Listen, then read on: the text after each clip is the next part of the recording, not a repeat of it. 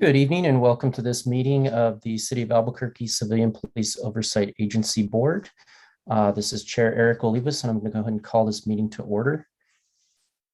Our mission statement here at the Civilian Police Oversight Agency Board is advancing constitutional policing and accountability for APD and the Albuquerque community. Item number 3 is approval of our agenda tonight. Do we have a motion to approve the agenda? So moved. Do we have a second? Second. We have a motion and a second. Any discussion on the agenda tonight? Seeing none, Ms. Barrela, could you please call the roll? Yes. Member Armijo-Pruitt? Here. Member Armijo-Pruitt? Yes. Thank you. Member Galloway? Yes. Member Johnson? Yes. Member Nixon? Member Nixon? Yes. Thank you. Member Olivas? Yes. Member Rel? Yes. That motion passed unanimously. Thank you, Ms. Barrela. And I did want to take a quick step back here and do some introductions here. As I said, I'm Eric Olivas, Chair of the Civilian Police Oversight Agency Board. Also present tonight, we have our Vice Chair, Chantel Galloway. Other board members present tonight, we have Member Tara Armijo-Pruitt, Member Joan Ralph, Member Richard Johnson, and Members Eric Nixon. Also from the Civilian Police Oversight Agency, we have Director Edward Harness, we have our CPOA admin assistant Valerie Barrela, and we also have CPOA admin Katrina Sigala. With CPOA, CPOAB, we have our legal counsel Tina Gooch present. We have our CPC liaison Kelly Mensa. We also have CPC admin Martisa Billy. Excuse me. We have Chris Sylvan with City Council and Public Safety. Recording in progress. We have APD Commander Richard Evans. We have Commander Zach Cotterell with APD, Acting Commander Jason Sanchez, also with APD. We have Kara Garcia, APD Performance Metrics Unit Manager. We'll be speaking to us later this evening. With DOJ, we have Elizabeth Martinez. And I apologize, we also have in the room here Trevor Rigler. I apologize, I'm not sure who you're representing, but we do have you present. Tonight absent, we do not have with us member Patty French. She is attending a required training, and she is absent. However, she is certainly participating in board service tonight. And also I wanted to take a brief moment to discuss the passing of one of our board members. Member Doug Mitchell passed away recently. I know that I speak for all of the board here in expressing our condolences to his family for their loss. And certainly all of us here on the board and the agency and everybody in the community that knew Doug and worked with Doug, it's a big loss to have Doug no longer with us. And again, expressing our condolences to his family and wishing them all the best. So with that being said, I do want to go ahead and step back into our agenda here at item number 4, public comments. I don't believe that we had any written public comments submitted tonight, and I don't believe we have anyone here for public comments. So we'll go ahead and close out item 4. Item number 5. We have 2 sets of minutes here pending. We have our minutes from the August 12th meeting, and we also have minutes from the August 24th special meeting. Legal counsel Gooch, are we okay to move that as one motion for both? Yes, you are, Chair. Okay, thank you. Do we have a motion on the minutes being considered? Motion to approve. We have a motion by member Galloway and a second by member Armijo-Pruitt to approve the minutes from the August 12th and August 24th meetings. Any discussion on these items? Seeing none, Ms. Barrela, would you please call the roll? Member Armijo-Pruitt? Yes. Member Galloway? Yes. Member Johnson? Yes. Member Nixon? Yes. Member Olivas? Yes. Member Rel? Yes. Thank you. That motion passed unanimously. Thank you, Ms. Barrela. That takes us on to item 6, our reports from city departments. Our first department reporting tonight, as usual, is the Albuquerque Police Department. And our first presentation will be the IA Professional Standards Division. Commander Cairo, welcome back. Good evening, Chair Olivas and members of the board. You guys were all distributed my monthly report. In that monthly report, we did close out 21 cases with the discipline listed by officer below. We did send out 16 cases for chain of command review. There have been some changes in that process for the chain of command review for discipline.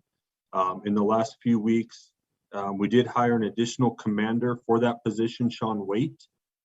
He was already with the department as a deputy commander in compliance. He has been moved over. He will be reviewing all of our cases now for discipline.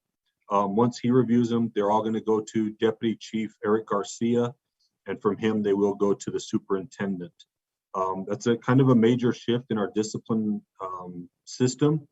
I think it's going to streamline things and show a lot more consistency, which is what we've been asked from the community, the Department of Justice, as well as the monitor team regarding discipline. So making a streamlined change where everybody is being reviewed by the same people, we should get a lot more consistency within our discipline going forward. We did open up an additional 13 cases this month and send 36 minor misconduct cases out to the area commands to be reviewed. On those cases as well, there's going to be a slight change in how those discipline is being reviewed. Previous to this, those area commanders would complete their investigation and recommend discipline, and that was kind of the end of the process. What we started doing in the last few weeks actually is those cases are also going to get reviewed through the chain of command as well. So they're going to go to Commander Waite and Deputy Chief Garcia, so that even on the minor misconduct cases, we're going to see a significant change in the consistency in how discipline is imposed there. So from area command to area command, you're not going to see a vast difference anymore, since it's going to be the same people reviewing and imposing discipline. And we did carry over 14 cases from August into September. Any questions tonight? I know I kind of threw a lot out there about the new discipline process, sorry. If I don't see any hands here from the board, I actually have a question myself on that. I may have Yes, sir. kind of spaced out for a second there. Are area commanders no longer doing those low-level reviews, or it's going through the area commanders and then to the chiefs? So they're still going to do the low-level reviews and investigation. They are going to recommend discipline, but that recommendation is still going to be reviewed by this, they call it, we're going to call it an accountability commander, is going to review that and make sure that the discipline is appropriate for that case, for the facts, for the evidence, and take into account that officer's previous history as well. So that way, if there's, for an example, a minor OBRD violation in the Southwest, it's going to be treated the exact same as a minor OBRD violation in the Southeast. So we're not having a discrepancy between commanders. So it's going to go to the same person for discipline. And I think that's going to fix a lot of our issues. Great, thank you. I think that completely clears up my confusion there. Yes, sir. Sorry, I probably didn't explain it real well the first time. Oh, you did. Anyone else from the board here tonight? Not seeing anything. Thank you as always for your report, and thanks for filling us in on those important changes coming. Absolutely. Thank you, sir. Item number 2 in this section is the IA Force Division. We have with us tonight Acting Commander Richard Evans. Mr. Evans, welcome. Thank you, Chair Lewis and board. Okay, we have sent you out our report as well. If I can find mine. Okay, we had 53 use of force investigations for the month of August. And out of those, we did all of them except for 7, which were level 1s in the field. Foothills had 1 level 1, 6 level 2s, and 1 level 3. Northeast had 1 level 1, 10 level 2s, and 7 level 3s. Northwest, who had no force last month, they had 2 level 2s and 1 level 3. Southeast had 1 level 1, 8 level 2s, and 2 level 3s. Southwest, 1 level 1 and 3 level 2s. Valley had 2 level 1s, 4 level 2s, and 2 level 3s. And our prisoner transport center had 1 level 1. Looking at the data for the call types associated with the force, they really haven't changed. On-site suspicious person vehicles, disturbance and family disputes still rank in the top 3. Assault and battery following shortly behind that. And I didn't see any anomalies looking at the statistical yearly data for force. The only anomaly we had was last month, Northwest not having any force, but everything looks right on par.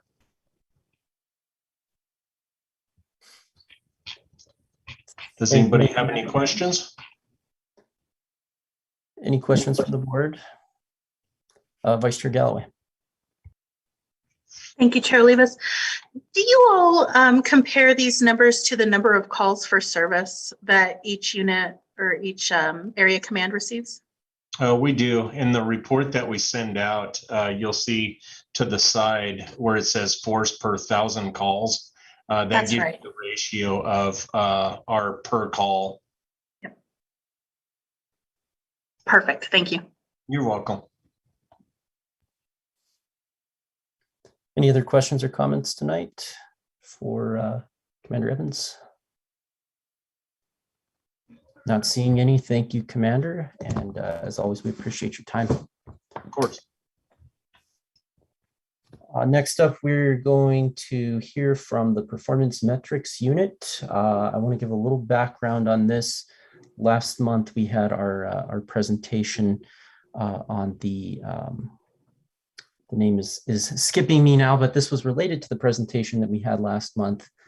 And I felt like this fit in really well because it was really a data-driven presentation, and this unit came up as being an important part of the sort of accountability and transparency piece of APD's data analysis and introspection system.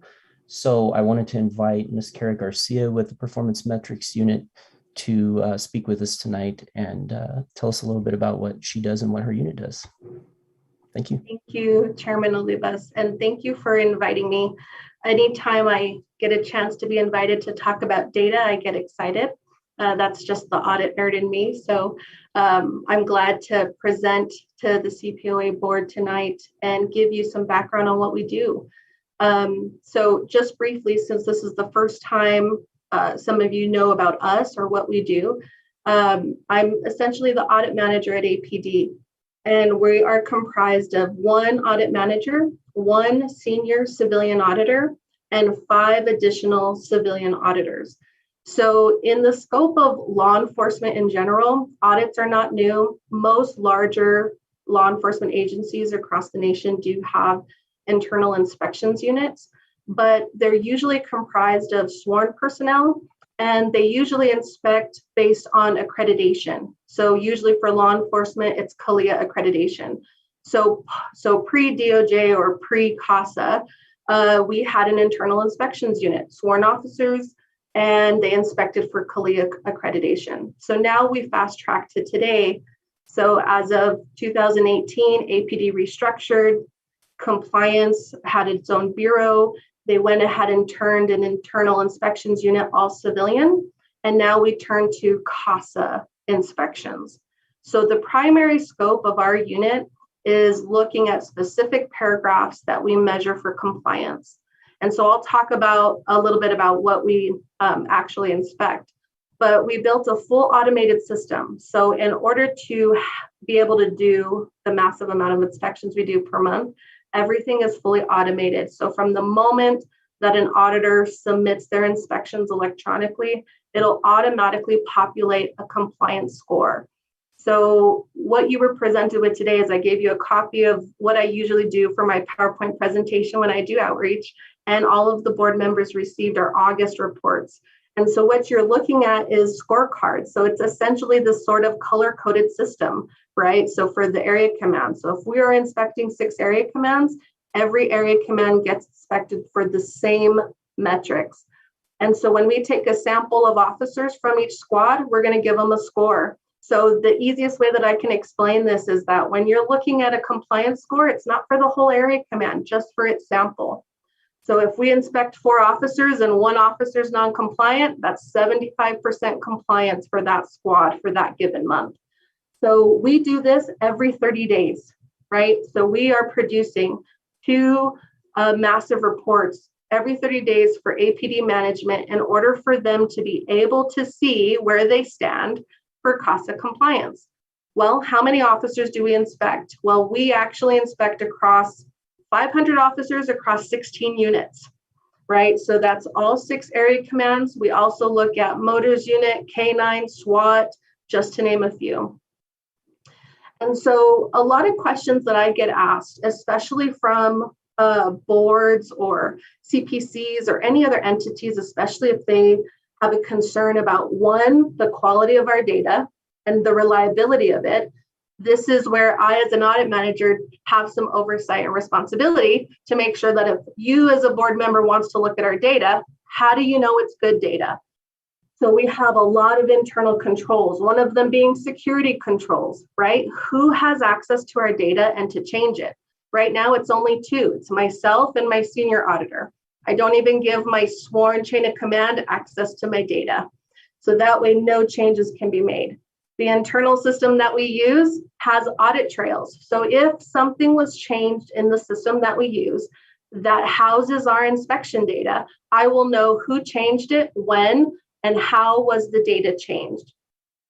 Another thing that's important, especially when we're trying to build some credibility as an audit group, is that we track how the data changes. So if any one of you wanted to say, okay, Kara, how many rows of data did you actually change and why?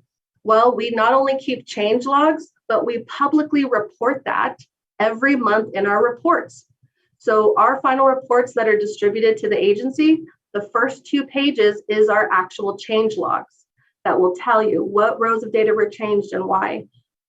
So when I started this, I've been in compliance with a bunch of different industries. And I knew that the biggest, most important thing that was not only going to be important for the community, but also internally was, how was I going to earn trust on the inside as a civilian? And then how do I do that with community members outside of APD? And so when I talk about data controls and data, quality assurance, I always wanted to make sure that I was going to implement certain safeguards in our processes to try to earn that credibility. And so I try to make all of that as transparent as possible. And so what do we inspect? Okay, so we do inspect supervision from sergeants who have to do monthly line inspections for their officers. Are they reviewing 2 video reviews for every officer in their squad? What about when an officer's doing a call for service? Did they actually turn on their camera? Did they capture what they were supposed to capture? Did they upload their video timely? Are there no more than 8 officers to every 1 supervisor? So for example, if I were to actually look for the current status of a unit right now in real time, if there's 8 officers on taking calls for service, let's say, is there 1 supervisor overseeing them? And all of these are coming from our requirements in the settlement agreement. And so those are the types of things that we look at. What would be interest of the board? Specifically, this particular board, we actually inspect 52 facilities twice a year for access to complaint forms, CPOA complaint forms. And so our auditors actually go out on site, they do their inspection, they take photographic evidence of what they find. And out of the 52 facilities, there are libraries, area commands, substations, community centers. And why is that important? It's important because we need to make sure that accessibility sustains itself, right? Do we always have access? Are there posters posted in these facilities for a member of the community to be able to file a complaint? Are the forms in English and Spanish, and so on? So we do that on a monthly basis and do provide that to the executive director of the CPOA every month, and especially with our results. Let's see, I also, because you're gonna have our August report with you or in front of you.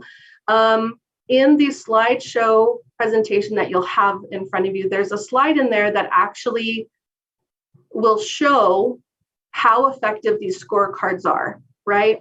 Because we're only as good as what value we bring and whether we can move an agency into compliance. And in one of those slides, it'll show the baseline. So when we started this in 2019, you're actually going to see what a scorecard looked like in 2019 versus a year later. And so these management tools have been pretty effective because you'll be able to see the difference on how the scores shifted and moved into compliance because sworn management was given the information about where they stand and they can see themselves comparatively to other area commands. So you can imagine the power of having, say, the Southeast Area Command wanting to be as good as the Northwest Area Command in their OBRD compliance, let's say. And it's really put that on the map for the department. So let's talk about trends briefly, and then I want to just be able to see if there's any questions that the board may have, board members may have for me this evening. But so just in general for 2021, I would say that our strongest area of compliance is OBRD management. And what that means is that our officers, per our policy, not only supposed to be recording when they're supposed to and whether they're uploading, okay? That's probably where we're seeing the most steadiest trend line. That wasn't always the case. We always fell usually below 95%, especially in 2019 and early 2020. But for 2021, we've seen a strong, steady trend line. Where we do see the trend line kind of going up and down is with sergeants, right? Are sergeants doing what they're supposed to be doing every month with their monthly line inspections? Are they, checking those videos, checking to see if an officer has proper equipment? There's several squads in some area commands that have fallen below 95%. And so that's where we can really kind of figure out what the root cause is and figure out, okay, if it's compliance, is it a process issue, what's going on? And so that's really a trend line where we've seen something that's inconsistent. For me, as the internal audit manager of APD, the most pressing trend line that I am concerned with is our manning, okay? We have never had a finding in all the years we've been doing inspections since 2019 that the Field Services Bureau has ever been up to 8 or even over 8, okay? So when we're looking at inspections in real time to say how many officers are taking calls for service and do they have a supervisor who can oversee them? Not only do we always have a supervisor who can oversee them, but the number of officers on is all over the map, okay? So manning, I think, for upper management really has to take a look at that and look at our data to say, okay, why is it all over the place? So that's just some insights from me. Without sort of monopolizing that time, I kind of want to open it up to the board to see if they have any questions. For me, kind of giving that brief overview.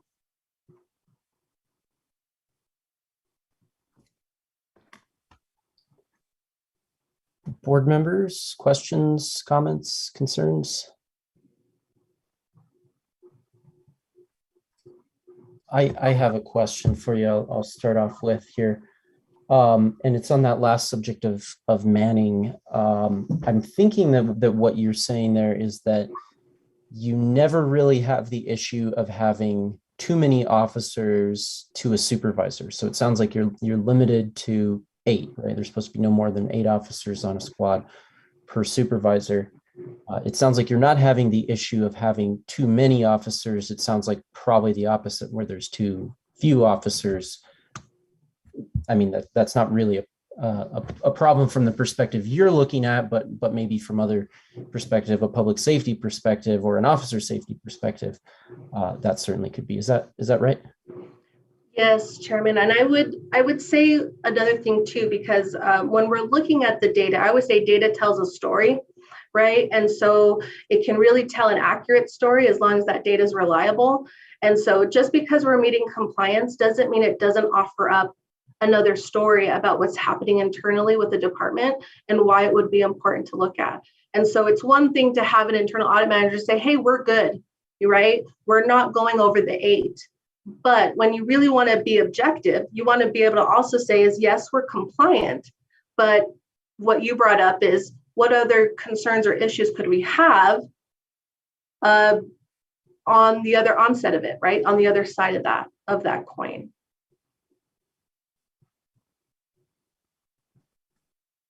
Member Johnson, was that a hand? Yeah, I have a question. I see the performance matrix is more on, I think it deals with the officers on a day-to-day basis and their daily duties. Is that correct? Member Johnson, I would agree. I would agree with that overview of us, that we're looking at really, administratively, what's happening day to day. Can we theoretically, because I would say policy is theoretical, right? So it's theoretically, we're telling the community how we do business. And you can use our unit to actually show and prove, well, can we put theory into practice, right? Can we put policy into practice? And so, yes, that's how I would say we could translate from going into policy and now auditing policy. Okay, good, because that's what I was trying to correlate. And then secondly, when you do these audits, do you kind of let them know what you're going to be auditing for, or is it random? Because I think that was one of the major questions that I had. Yeah, so we'll talk about objective and sampling. So when we're talking about objective, everybody in the department knows what they're going to be reviewed on, right? And so it's never like a gotcha. And the principles of auditing are never to kind of put somebody in the corner versus rather adding value. So they'll know what they're being audited on, but the sampling and who we select is all random from the team of 6 auditors, right? So nobody's not going to know when they're getting audited, right? And so when I would tell you within any given year, and one officer for one metric, so let's say video upload, they have to upload those videos by end of next shift. They could be audited anywhere from 6 to 8 times in a year, okay? And so that kind of gives you that perspective of, okay, well, out of a squad, how many times are we pulling those officers to be inspected? All right, thank you. That answers my question. Thank you. These are great questions. I'm open to any more that there may be.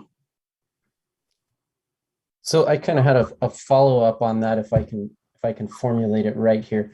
So when you go in and inspect an officer, right, are you inspecting multiple metrics at the same time, or is it sort of like, okay, we're going to take Officer A and look at lapel camera, and Officer B, we're going to look at something else, and Officer C, we may look at something else?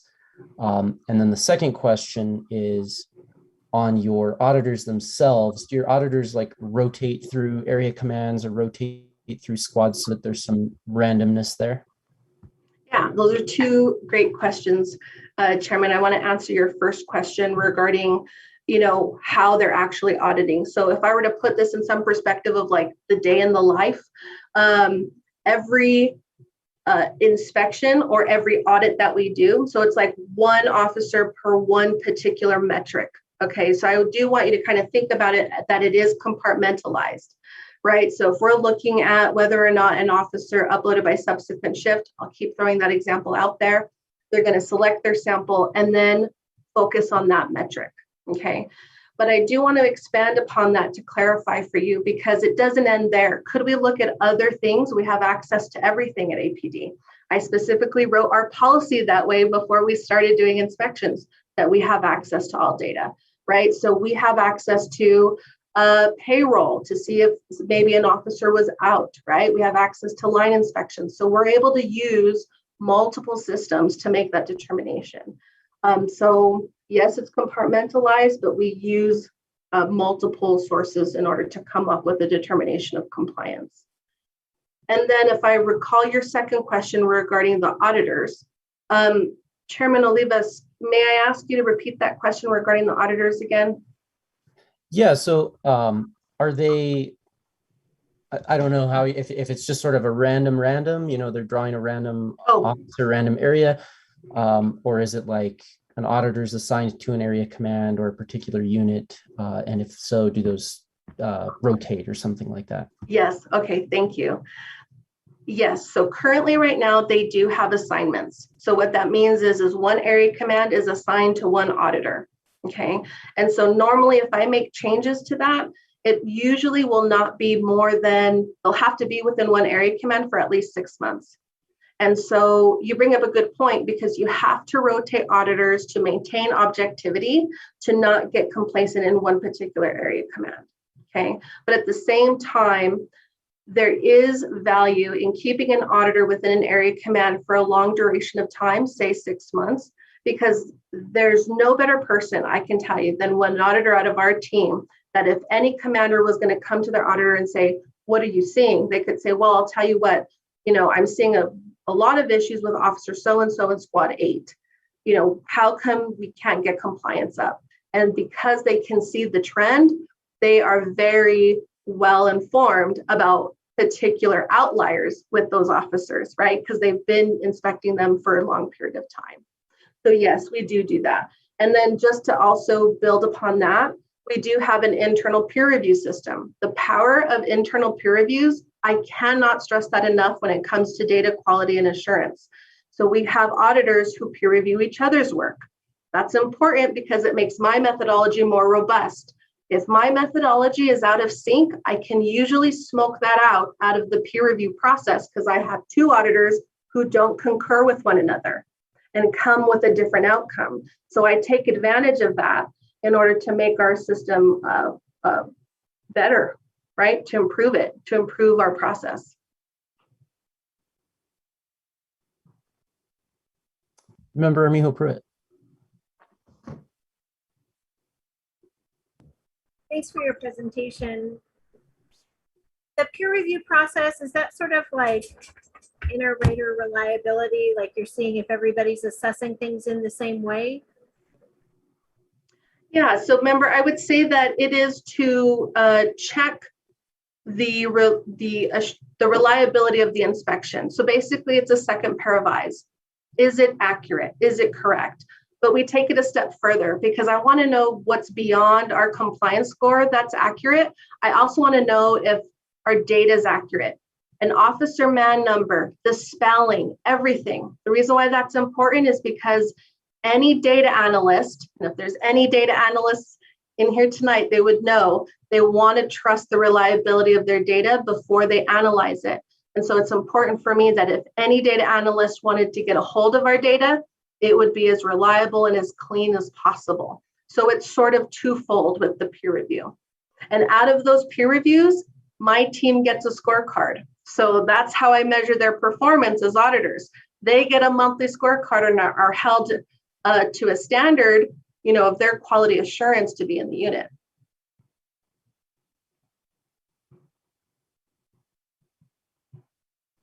Thank you for the question, member. Vice Chair Galloway.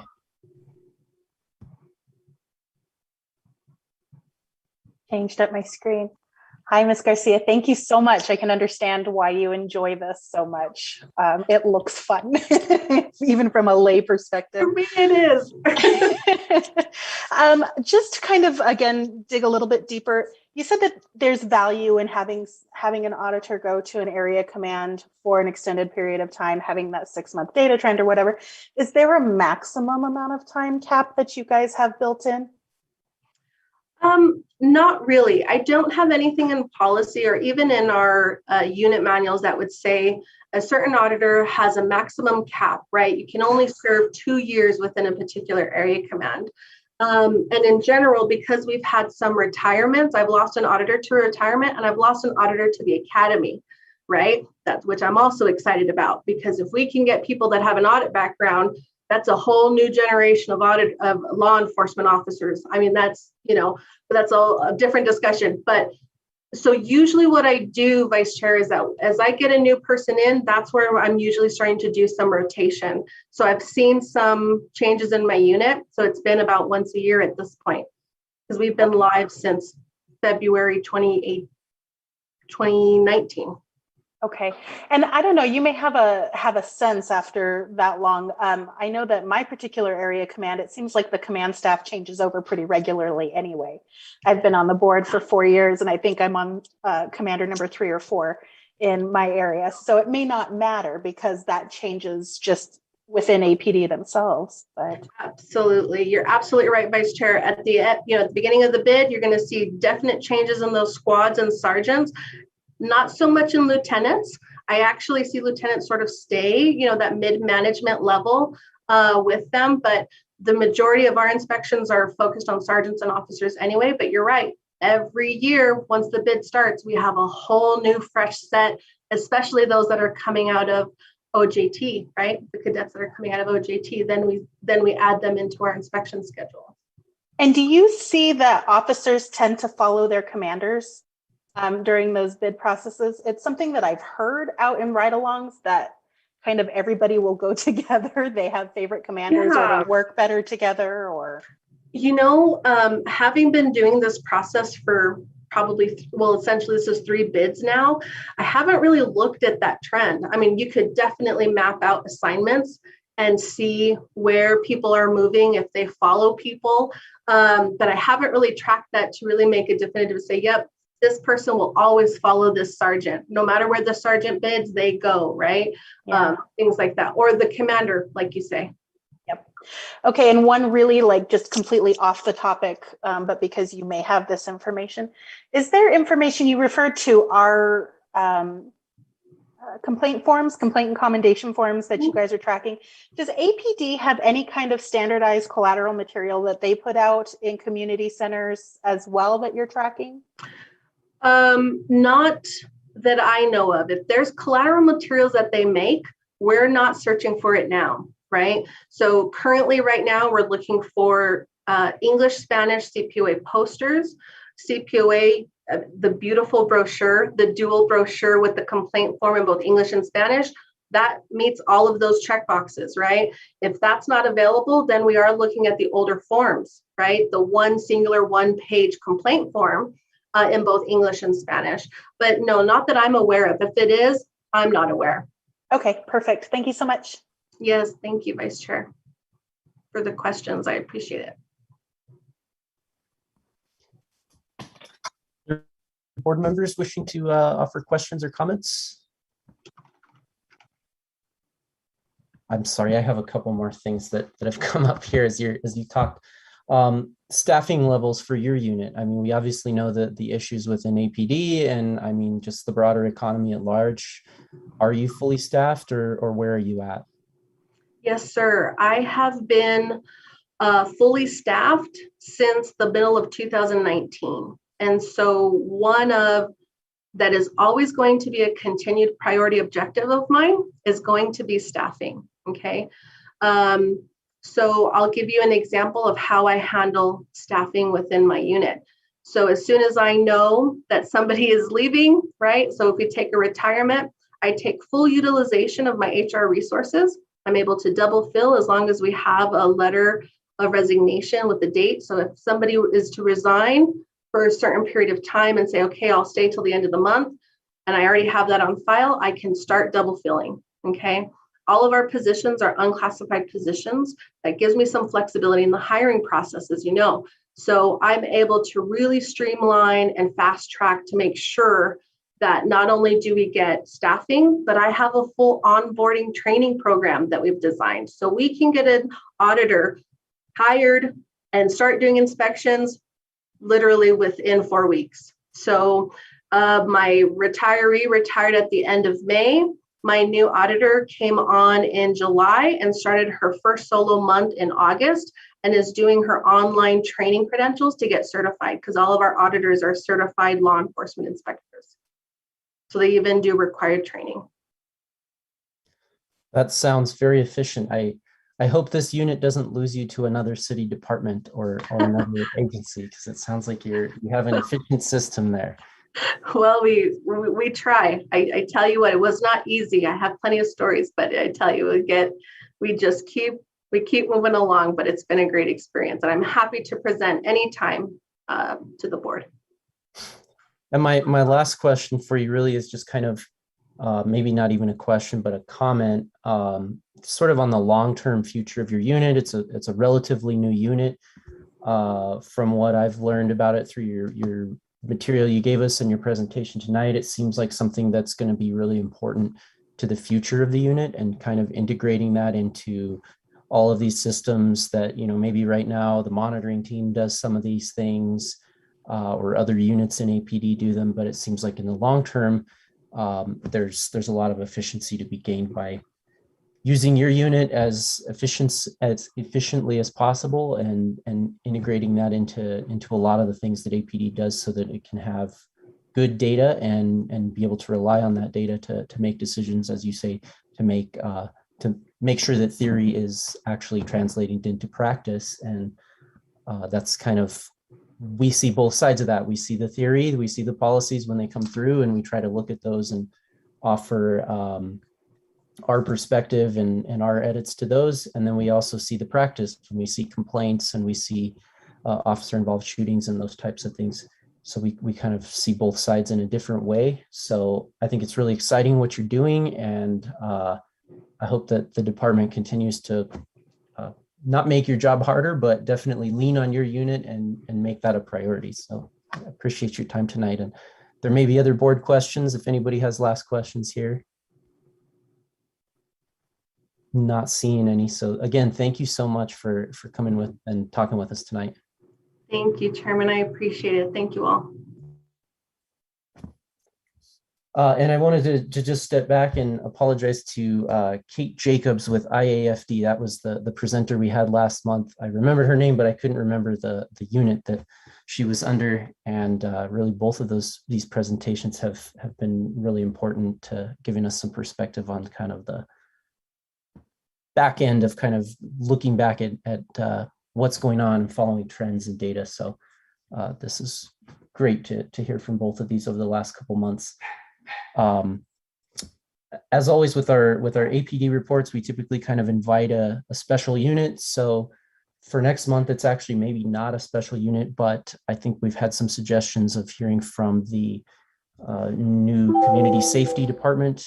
So I think we'll probably be looking at inviting them to come and let us know about what they're doing and how they're setting up shop next month. And as always, if members have suggestions for other units or departments to hear from, just let me know and we'll get them on the agenda. Thank you again, Ms. Jacobs. I'm sorry, Ms. Garcia, my apologies. Item B, we have a City Council, Chris Sylvan. Mr. Sylvan, welcome. Good evening, Chair Olivas, board members. Chris Sylvan with the Albuquerque City Council. First off, I'd like to say that the council offers its condolences to board member Mitchell's family, and we are very saddened by his passing. And it was just sudden for all of us too, so we do offer our condolences. As far as council updates go, there were 2 council meetings since the last time your board met. On August 16th, the council met and they had 2 memorials that would be of interest to, well, sorry, 1 memorial that would be interest to the council, the board.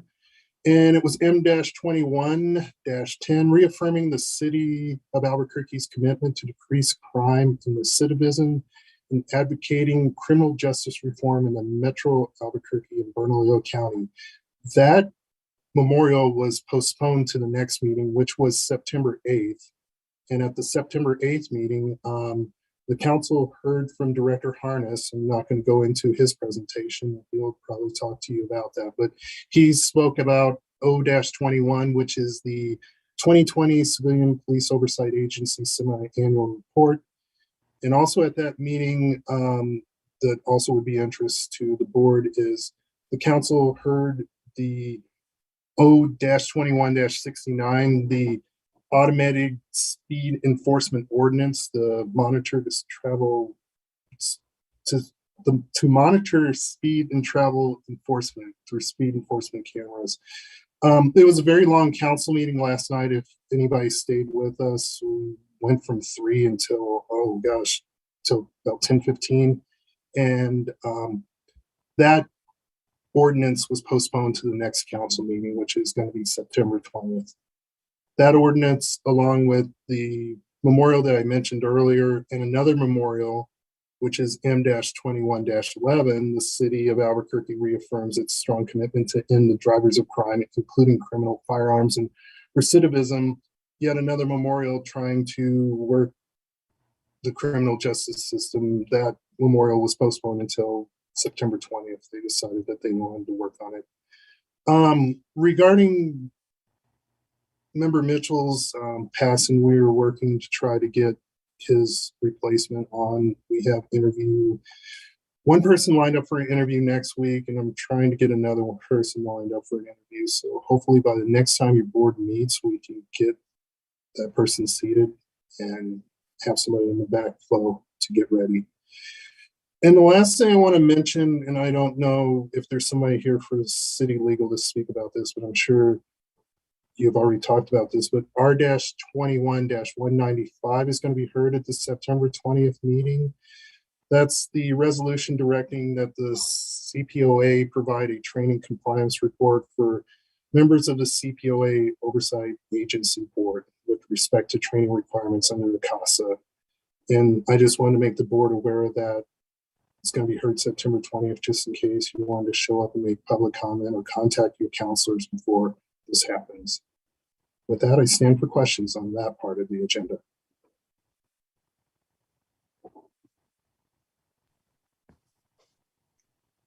Not seeing any here. Sounds like you'll have another busy, long meeting on the 20th as well, maybe. So if you want, I'll go ahead and recognize you again for item C, the Public Safety Committee. Okay, thank you, Chair Olivas, Honorable Board.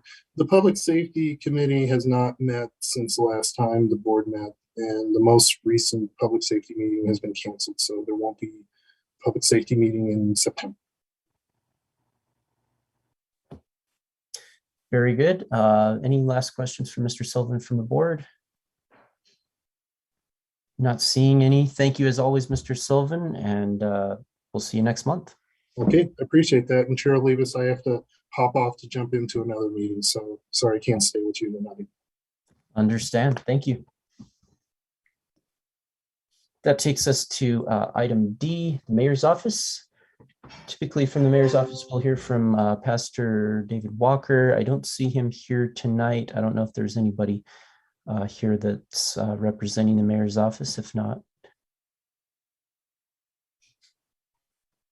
don't believe so, and I wasn't made aware of anything either way, so we'll go ahead and move over item D, the Mayor's Office. Item E, City Attorney. Do we have anybody from the City Attorney's Office? I believe that's Mr. Rigler. Hi, thank you. Can you hear me okay? Yes, sir, loud and clear. Okay. In my enduring quest to make things more difficult, I've joined this meeting from 2 different devices. So I do not have an update for the board on behalf of City Legal, but I can stand for any questions if there are some. Any questions from the board? I believe there is a meeting being scheduled on the MOU with your office and people there. So I think we'll get an update on that later as well. So I don't think we need to belabor that here. Thank you for being with us tonight. Thank you. Item F, CPCs. We have Kelly Mensah and Martisa Billy. Good evening, Chair Olivas, and good evening, Council. Hope everyone is doing well today. We got a few things going on. We've had in our meetings a bit of flagging attendance. I think it's probably just due to the nice weather and maybe people being cooped up too long, but I've decided that we got to possibly get out and meet the community a little more and would like to support some events. So I'm looking for some events now in which we can actually get out there, set up a table, and meet some people. If anyone has any suggestions, please email them to me. I have made flyers for both the Southeastern and the Valley because there are two lowest right now councils for as far as attendance going, and I put them in all over in coffee shops and in the libraries and then that sort of thing. So hopefully that'll a couple of people will see those. We have had 3 meetings over the past month for our committees. We have 5 committees, and we've had 3 meetings, one for diversity, one for marketing and branding, and one for collaboration and partnership. And we've come up with a few good ideas for those. So we're going to continue with that, and possibly once a month as long as we can get attendance. We have a meeting with this, I was contacted by a city councilor who wants to put on an event where basically we're going to have the city council talk to the CPC and sort of an appreciation night in which we'll have lunch and have a few councilors able to say what they want to say to the council. So that's promising. We are trying to get particularly one council wants to hook up the council members to their Facebook page, and that's become a little complicated for some reason. I figured it was going to be automatic, but we're blocked on that. So I'm trying to figure out that issue. And once that does happen, it's going to be one of our initiatives to try to get every council with a little more social media representation. A couple of them have it, a couple of them don't. It's because people have been coming and going.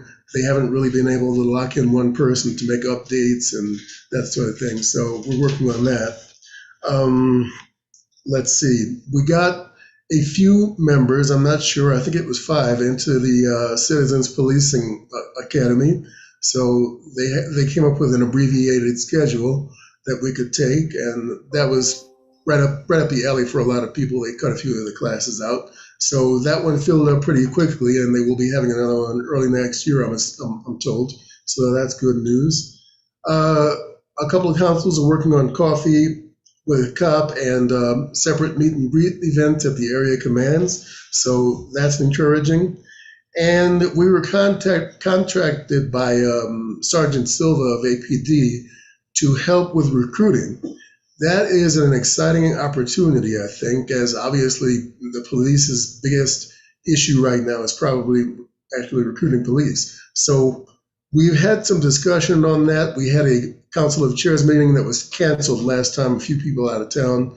So we did not go over that. I'd really like to get some ideas on that, because quite honestly, I'm not exactly sure what APD has in mind, but I'm sure we do have some role if we can just figure that out.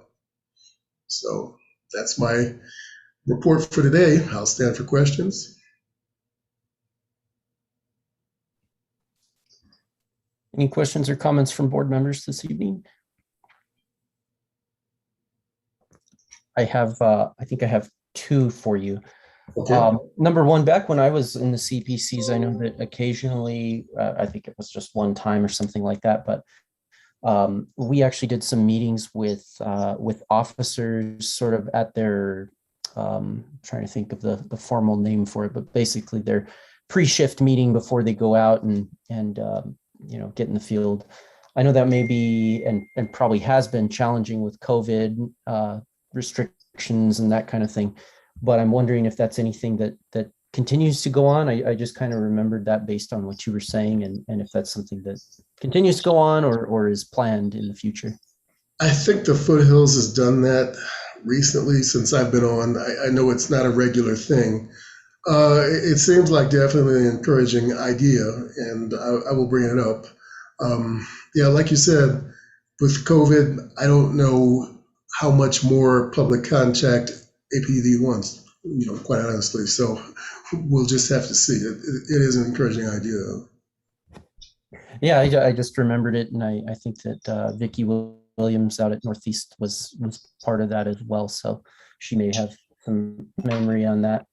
Okay. And the second thing was really just an offer. I don't want to preclude or step in front of our outreach committee or anything like that, but I just know we have great contact with you, but we don't always have that much contact with the CPCs and their councils and their members and that kind of thing. So, if you can just put the word out there to chairs and councils, if there's any interest in having board members attend or speak, answer questions, anything like that, I don't think it has to be a whole formal thing. But if there's ever a need or a desire for that, I just want to express, our goodwill on that. And so just keep that in mind. I am constantly getting emails on what sort of interesting guests can we have on different topics. So yeah, expect to get phone calls. All right. Well, I know Director Harness does a pretty good job of getting in there, and the board doesn't always get there as often. So right. Feel free. Okay, will do. Anything else from the board? Seeing none, thank you as always, Kelly. We appreciate it. I do have a question. Yes. Oh, I'm sorry. It's okay. So I did, when I was a part of this council, I did see Director Harness at quite a few meetings, and I just didn't know it would be proper to continue to attend those meetings. And is that what you're saying, that we can, not, of course, not as a board member, but how do you suggest we attend those meetings? I will send anyone who wants to attend, any CPC members, an attendee link. You can go in and just watch. And if there's anything you have to say, shoot me an email or that sort of thing. I'll discuss it with the chair and we'll get you on screen.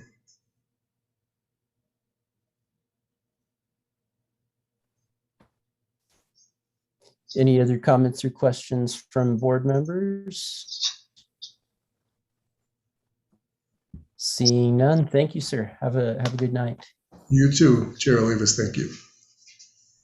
That concludes item F. Item G, we have the Sabine Police Oversight Agency, Director Harness. Good evening, Chair Olivas, Honorable Board. First off, let me express my condolences to the family and friends and colleagues of Doug Mitchell and thank him for his contribution to our work and thank him for his contributions to youth all over the state for his lifetime of working in juvenile justice. I do believe that you all received the link for the details for his services, which will be on the 13th of September. And so it's certainly my plan to go and pay my respects. As far as my report, you did receive the written copy late this afternoon. Item number 1 is the hiring of investigative staff. I'm quite, well, I won't say quite, I'm confident that we should be able to hire and fill the 3 slots that are available based upon the candidates that we've interviewed and identified. We sent out 24 writing sample requests. We only received back 12. Of those 12, lead investigator McDermott and I reviewed them and determined that 8 were worthy of an interview. And of those 8 interviews, we are currently doing background checks on 4 of those individuals to fill the three positions. The community engagement specialist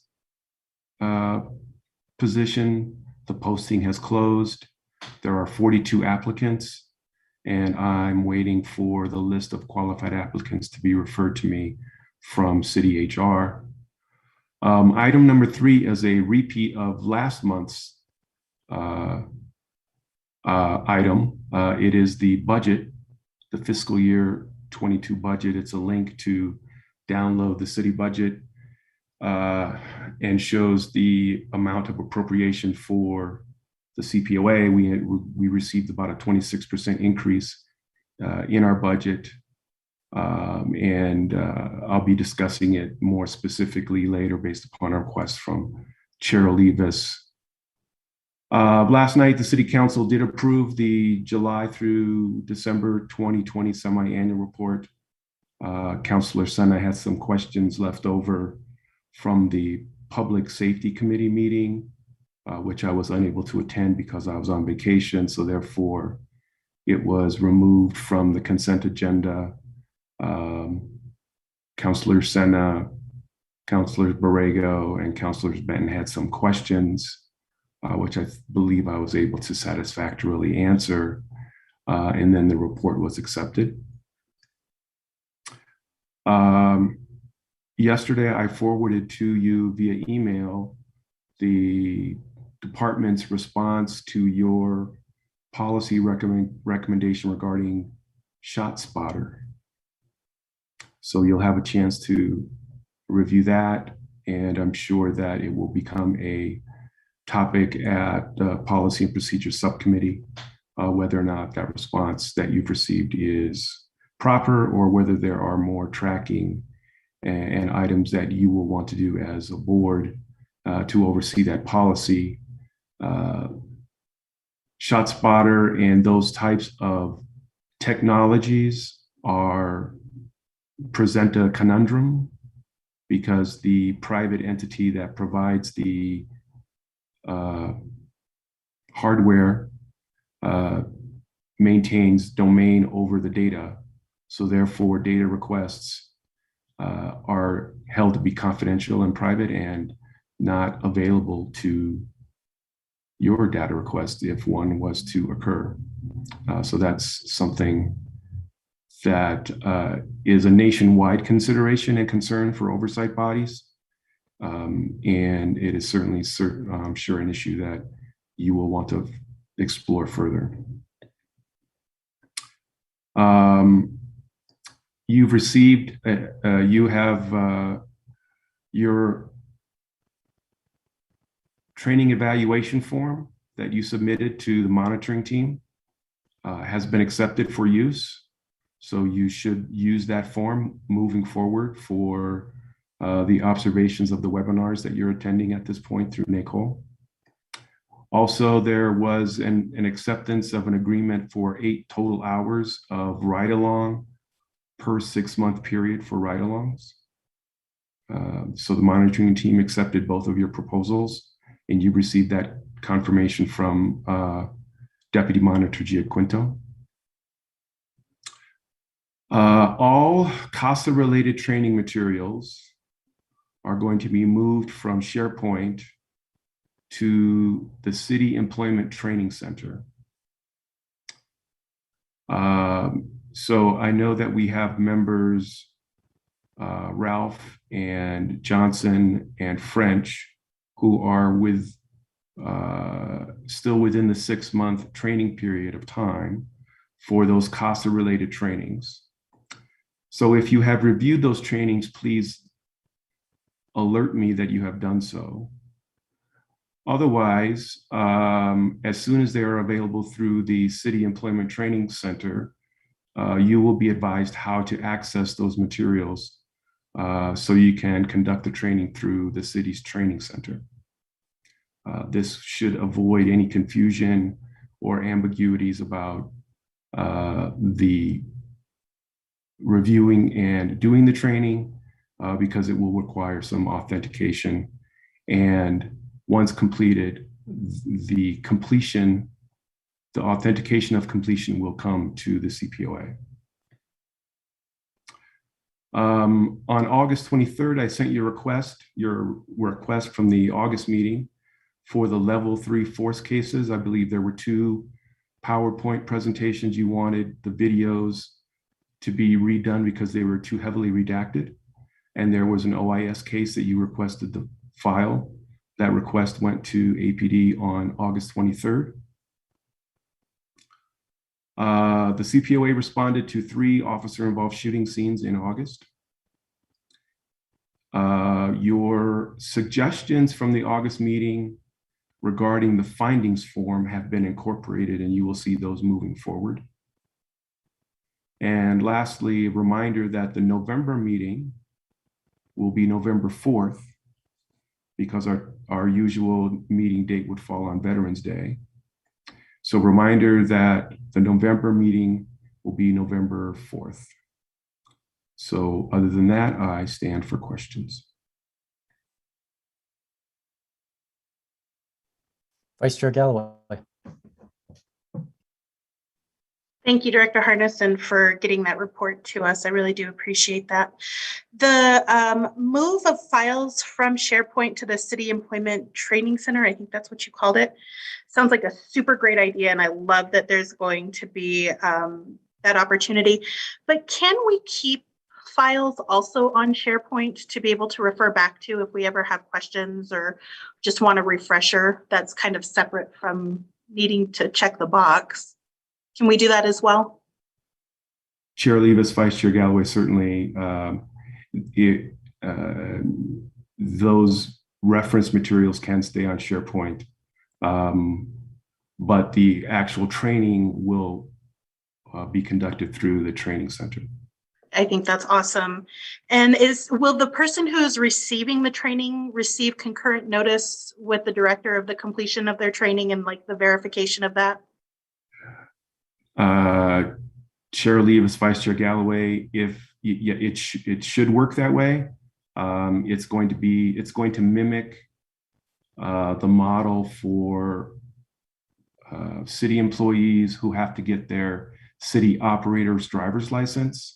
So there are concurrent messages when you have completed that training. So you get a message that says, yes, you've completed it, and the overseer gets the message at the same time. Okay, perfect. Thank you.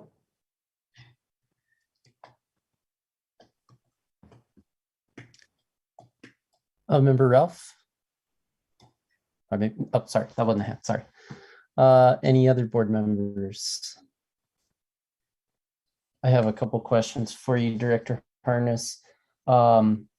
Is the form for the NACOL form that we submitted to the monitoring team, is that available in SharePoint? I know that you emailed that out as well, but will that be in there? Chair Olivas, I'll make sure that it gets uploaded there. That's a good idea. You simply right now only have an email downloadable copy. Great. I think that should be fresh enough for most of us that are working on NACOL stuff, but just for future reference for members. And we'll talk a little bit more about that later on. The other question I had was around the monitor's 8-hour ride-along requirement. So they're saying that, and you may not be able to answer this, but you might. So they're saying that a total of 8 hours will count as the 2 ride-alongs, each being 4 hours. Would an 8-hour ride-along also count? So a full shift, basically. Chair Olivas, I will ask that question of the monitor to clarify that point. Okay. We'll try to follow up with you next month if we don't hear from you sooner, but just good reference, I guess. Anything further from board members?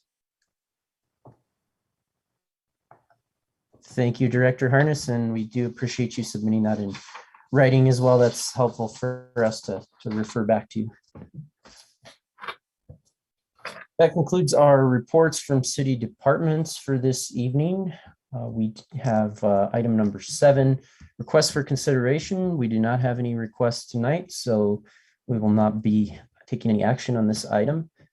Item number 8 is review of cases. And before we get into this, we don't always, I think we don't always do a great job, or I don't always do a great job of explaining what this section is. These are cases that our administrative agency has investigated. These are complaint cases that are filed against officers, multiple officers, or department officials, and our agency investigates these cases or sends these cases to other entities to investigate, for example, internal affairs, district attorney, or other entities that may need to be involved. The cases that we're reviewing are the cases that have been investigated internally by our staff at the Civilian Police Oversight Agency, and we are reviewing the findings that the investigator and the director have concluded upon for each case. Our board members review these prior to the meeting. They review the findings letters and the materials included in the cases, and we approve or reach an alternative finding on each case. So that's what we're doing here. Item A is administratively closed case one. There's only one tonight, 161-21. Do we have a motion on this case? I move to accept the findings of the agency in the administratively closed case 61-20, I believe. We have a motion from Vice Chair Galloway and a second from Member Armijo Pruitt. Do we have any discussion on this case? 161-21.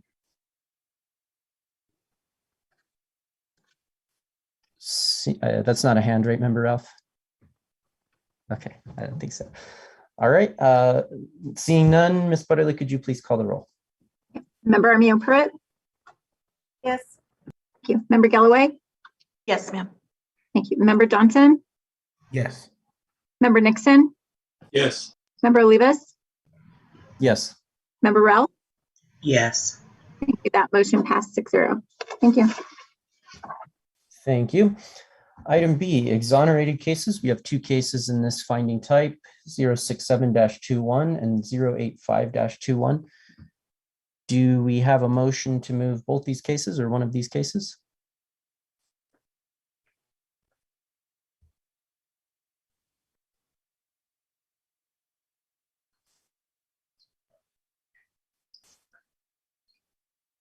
Do we have a motion on this? Okay, so I'll move that we accept the findings in case 085-21. Okay, second on that, Member Armijo Pruitt. This is case 085-21. The motion is to adopt the agency findings on this case. Any discussion on this case? Seeing none, Ms. Barela, could you please call the roll? Yes. Member Armijo Pruitt? Yes. Member Galloway? Yes. Member Johnson? Yes. Member Nixon? Yes. Member Olivas? Yes. Member Ralph? Yes. Thank you. That motion passed unanimously. And do we have any action on case 067-21? The agency finding was exonerated. Chair Olivas, I'd like to make a motion that we send this case back to the agency for further investigation, particularly around policy 1-1-5A1. Department personnel shall treat the public with respect, courtesy, and professionalism at all times, and quite possibly 2-80-Q-3H. Prisoners are to be provided access, water, restrooms, and other justifiable need. That one is talking about specifically in detention centers, but I am curious about in detention or in custody of a police officer.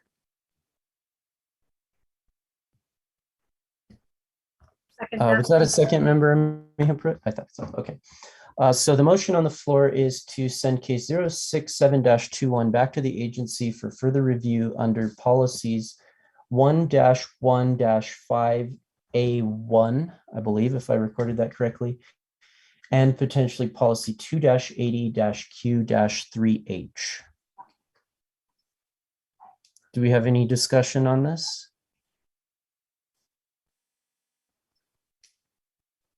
Not discussion, I guess a little bit, just a comment.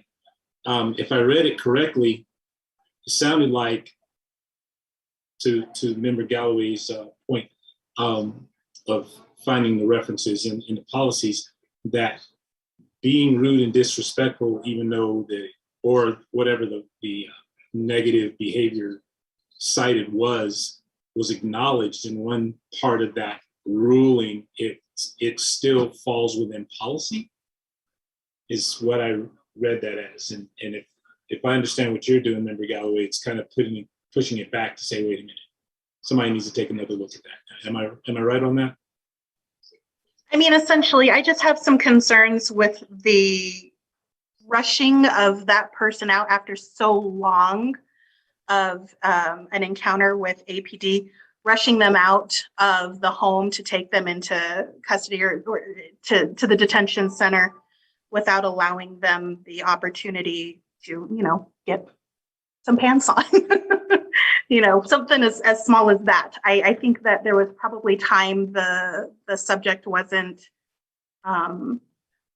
combative in any way, and so I think that probably could have been afforded that Sort of courtesy. like the but dignity that's and me. respect.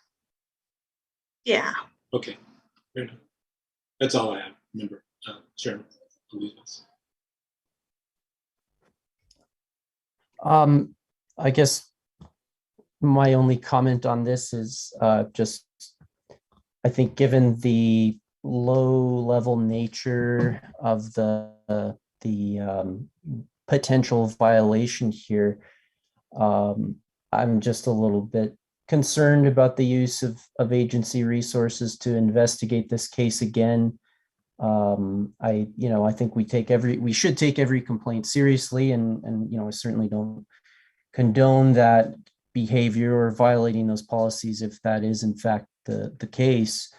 But I think we also have to weigh that against the outcome of that being what sort of discipline could be had. And it doesn't seem like this is likely a policy issue, a bad policy or that type of thing. It seems like the policy is pretty clear on this. So that's my only concern with this. I understand where you all are coming from, but I'm just not sure it's going to achieve anything. That's all. Any other board member comments on this? Seeing none, Ms. Butterly, would you please, Vice Chair Galloway. Sorry, thank you. I agree with you as far as the discipline, but that's never really my motivation. I think that there's a training opportunity. And if we don't sustain a policy violation, if there is one, if the investigators were to find one, I think we lose out on that opportunity to provide better training.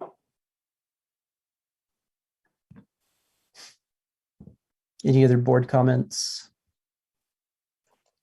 Seeing none, I'll close the floor. Ms. Borelli, could you please call the roll? Member Armia Pruitt, Yes. Member Galloway, Yes. Member Johnson, Yes. Member Nixon, Yes. Member Olivas, No. Member Ralph. Yes. That motion passed 5-0. 5-1, sorry. Thank you, Ms. Barela.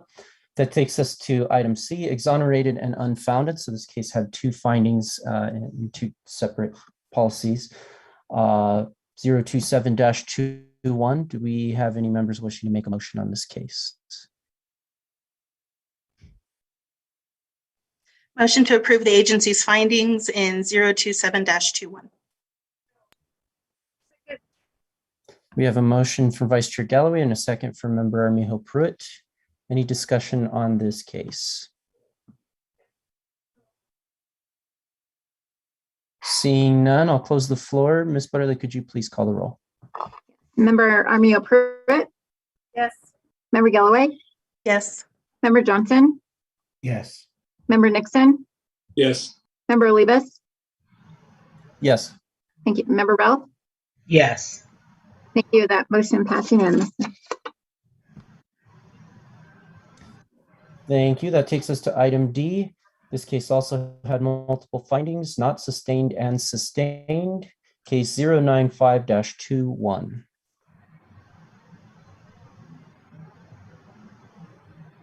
Motion to approve the findings of the agency in CPC case 095-21.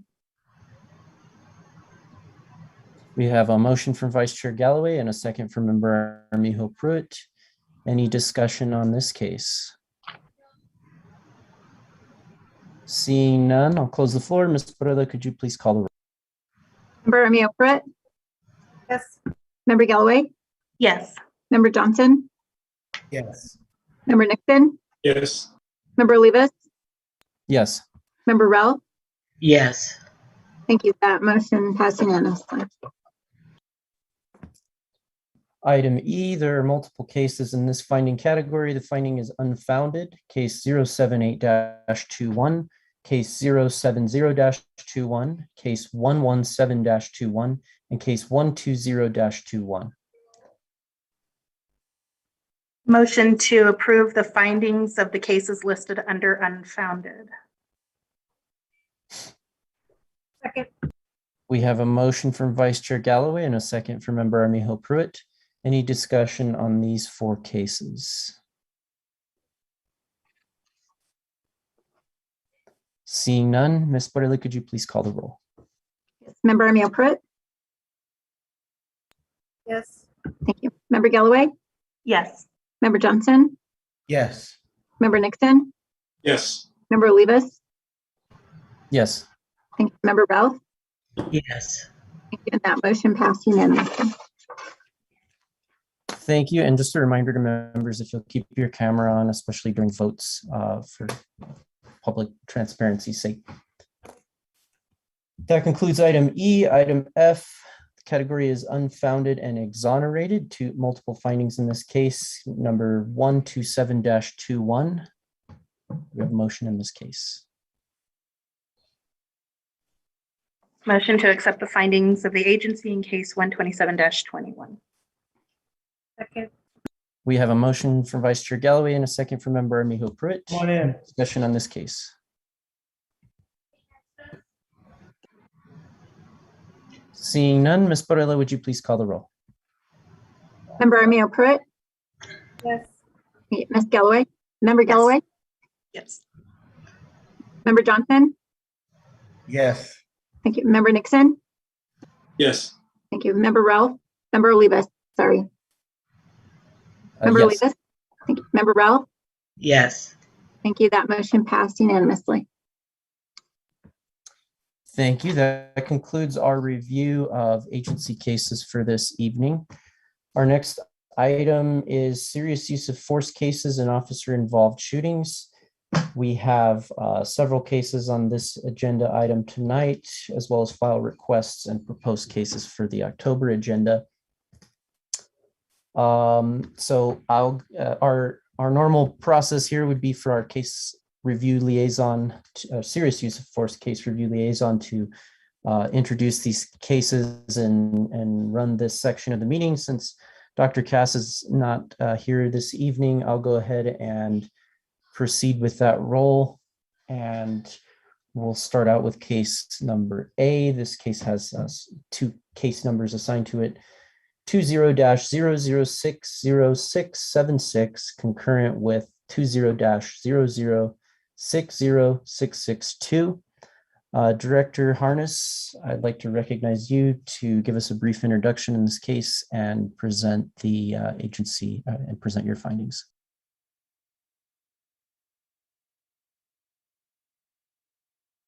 You're muted, Director Harness.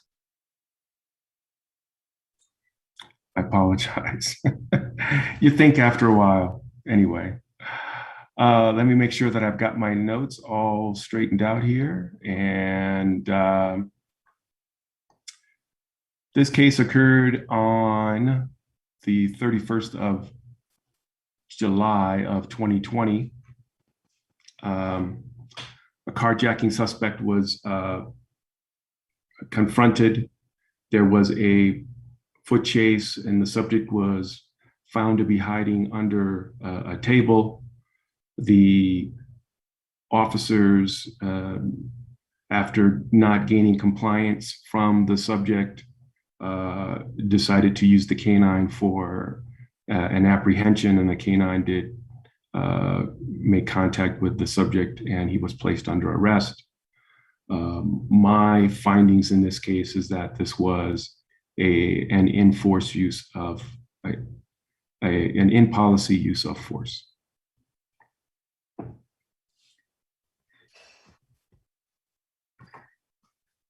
Do we have any members wishing to make a motion in the consideration of this case?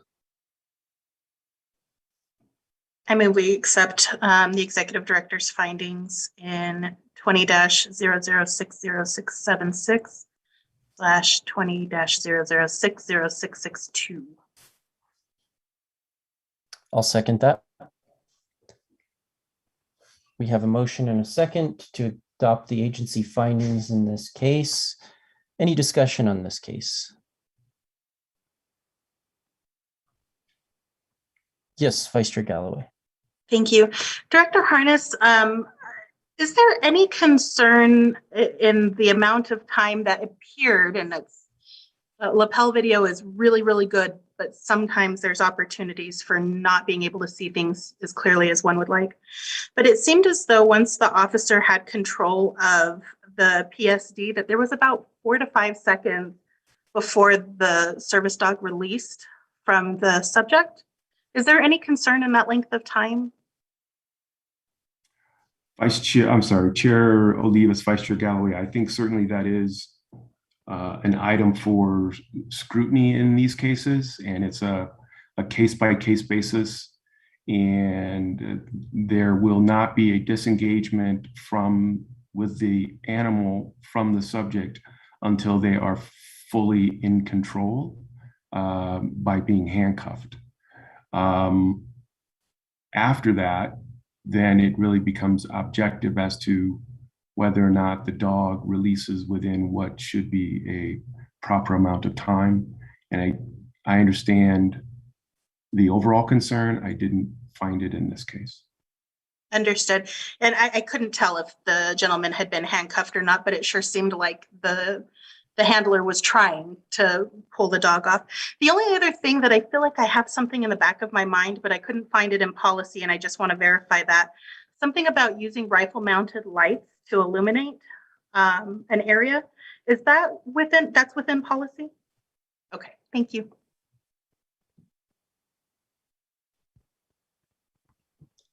Any other discussion or comments on this case?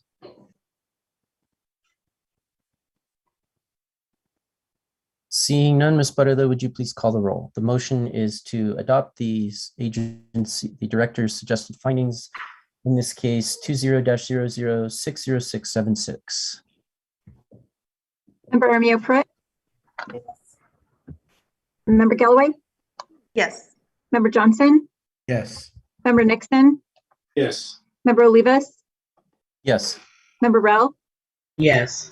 Thank you. That motion passed unanimously.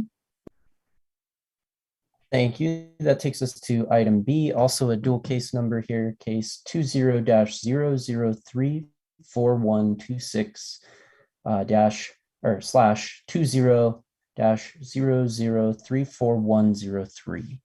Director Harness, would you like to give us a brief introduction and your findings in this? Yes, Chair Olivas, this incident occurred on the 26th of April of 2020. The subject of arrest in this case was suspected of battery with a deadly weapon.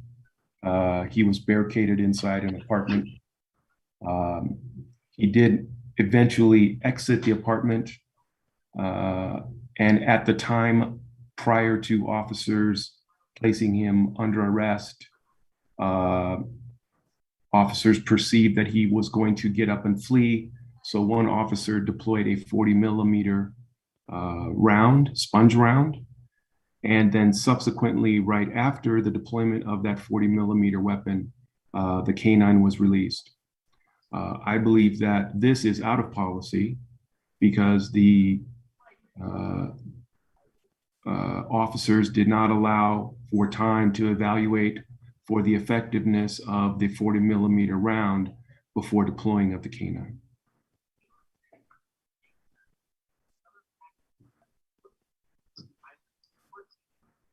Thank you, Director Harness. Do we have a motion on this case? I move to accept the findings of the agency in this case, 20-0034-126 /20-0034-103. I'll second that. We have a motion and a second.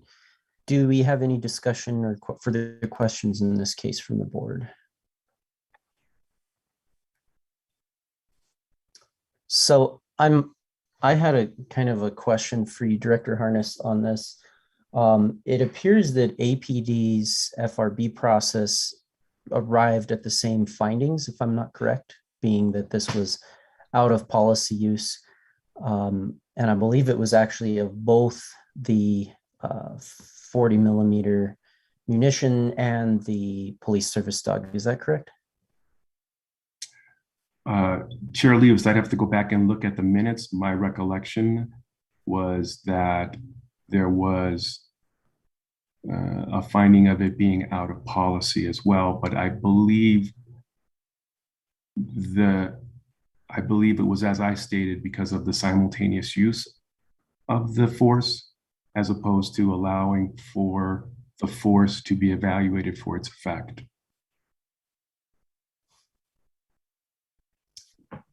Understood. And I think another part of their finding was that there was not adequate notice given to this individual.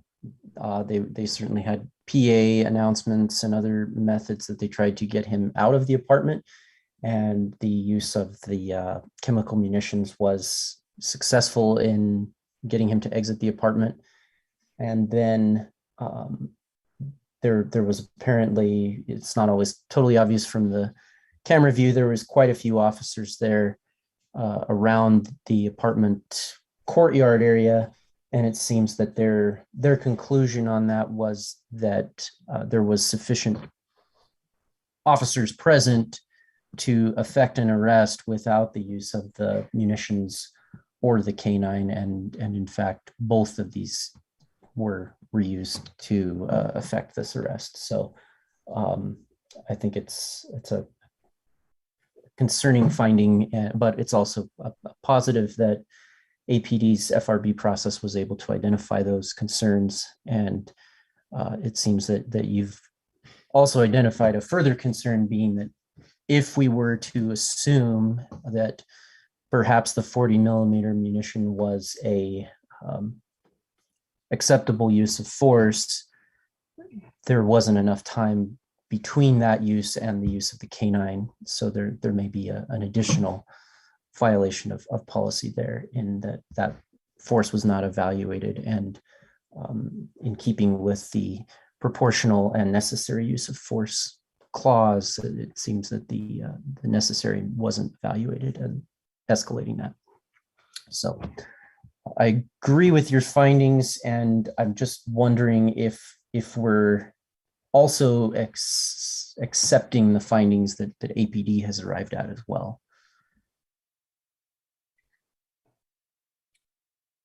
I'm sorry, Chair Leaves, I was sneezing. I missed the end of your question. I'm just wondering if we are also accepting the findings that APD's FRB reached, being that both uses of force were out of policy given the circumstances. Chair Leavis, certainly you have the latitude to decide in that way.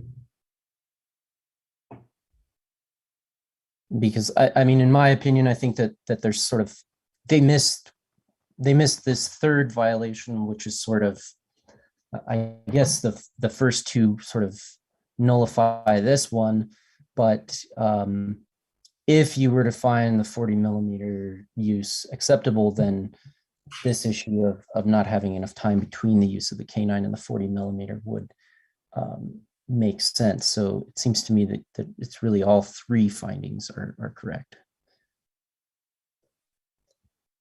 So I don't know if our sponsor and second here would be willing to consider making that change, or if we want to stick with this one.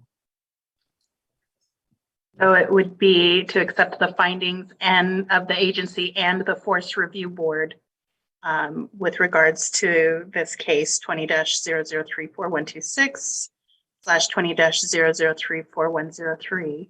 And since you seconded, I'm assuming that's safe. Yeah, I was going to say we have to ask your second, but I think I'll be okay with that. Okay, so the motion's changed slightly there. Is there any further discussion or questions from board members on this case?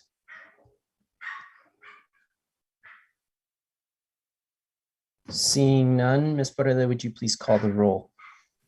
Member Armijo Pruitt, Yes. Member Galloway, Yes, ma'am. Member Johnson, Yes. Member Nixon, Yes. Member Olivas, Yes. thank you. Member Ralph. Yes. Thank you. That motion passed unanimously. Thank you.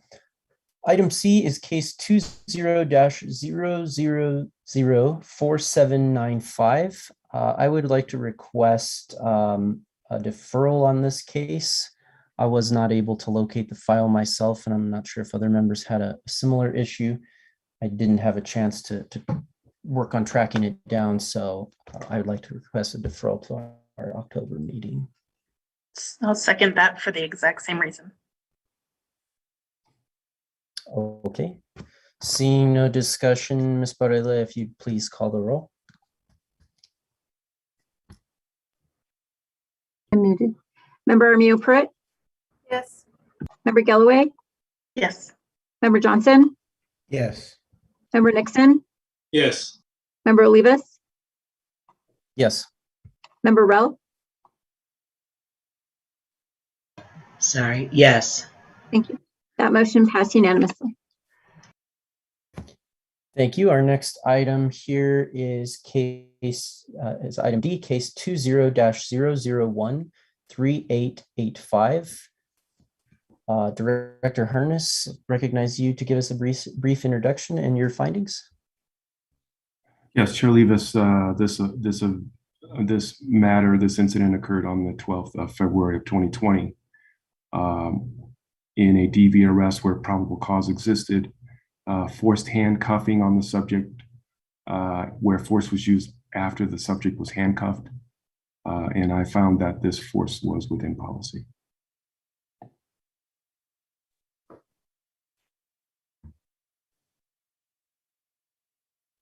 Vice Chair Galloway. With your permission, I move to accept the findings of the agency in 20-0013885. I'll second that. Any discussion on this case? Member Johnson. Oh, sorry. Seeing none, Ms. Barrela, would you please call the roll? Yes. Member Armijo Pruitt, Yes. Member Galloway, Yes. Member Johnson, Yes. Member Nixon, Yes. Member Olivas, Yes. Member Ralph. Yes. Thank you. That motion passed unanimously. Thank you. Our next case is case E 20-0018491. Director Harness, would you like to present a brief overview and your findings of this case? Yes, Chair Levis, this event occurred on the 27th of February of 2020.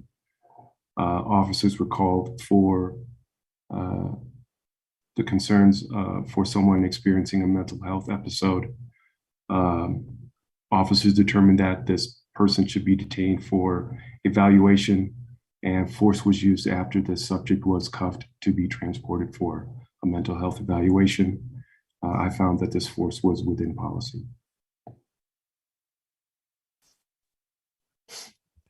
Do we have a motion on this case? Move to accept the findings of the director in 20-0018491. Second. Do we have any discussion on this item? Seeing none, Ms. Barrela, would you please call the roll? Member Armijo Pruitt, Yes. Member Galloway, Yes. Member Johnson, Yes. Member Nixon, Yes. Member Olivas, Yes. Member Ralph. Yes. Thank you. That motion passed unanimously.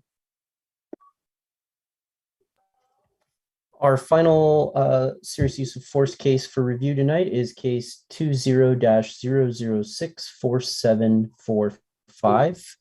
I'd like to make a motion to defer this case to the October meeting for the same reason as case C. I'll second.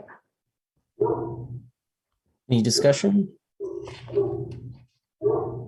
Yes, Vice Chair Galloway. Just a question. I don't know, Director Harness, if you know off the top of your head, was this just a matter of a typo on the agenda. There was a case in the file that was 20-0014-14745 rather than 64745.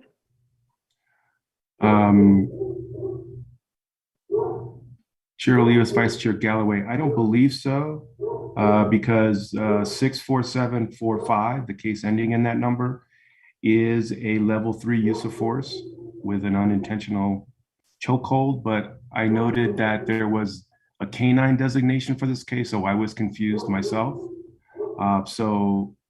Perhaps that might be the case, but certainly 64745 is a case to be reviewed by this body.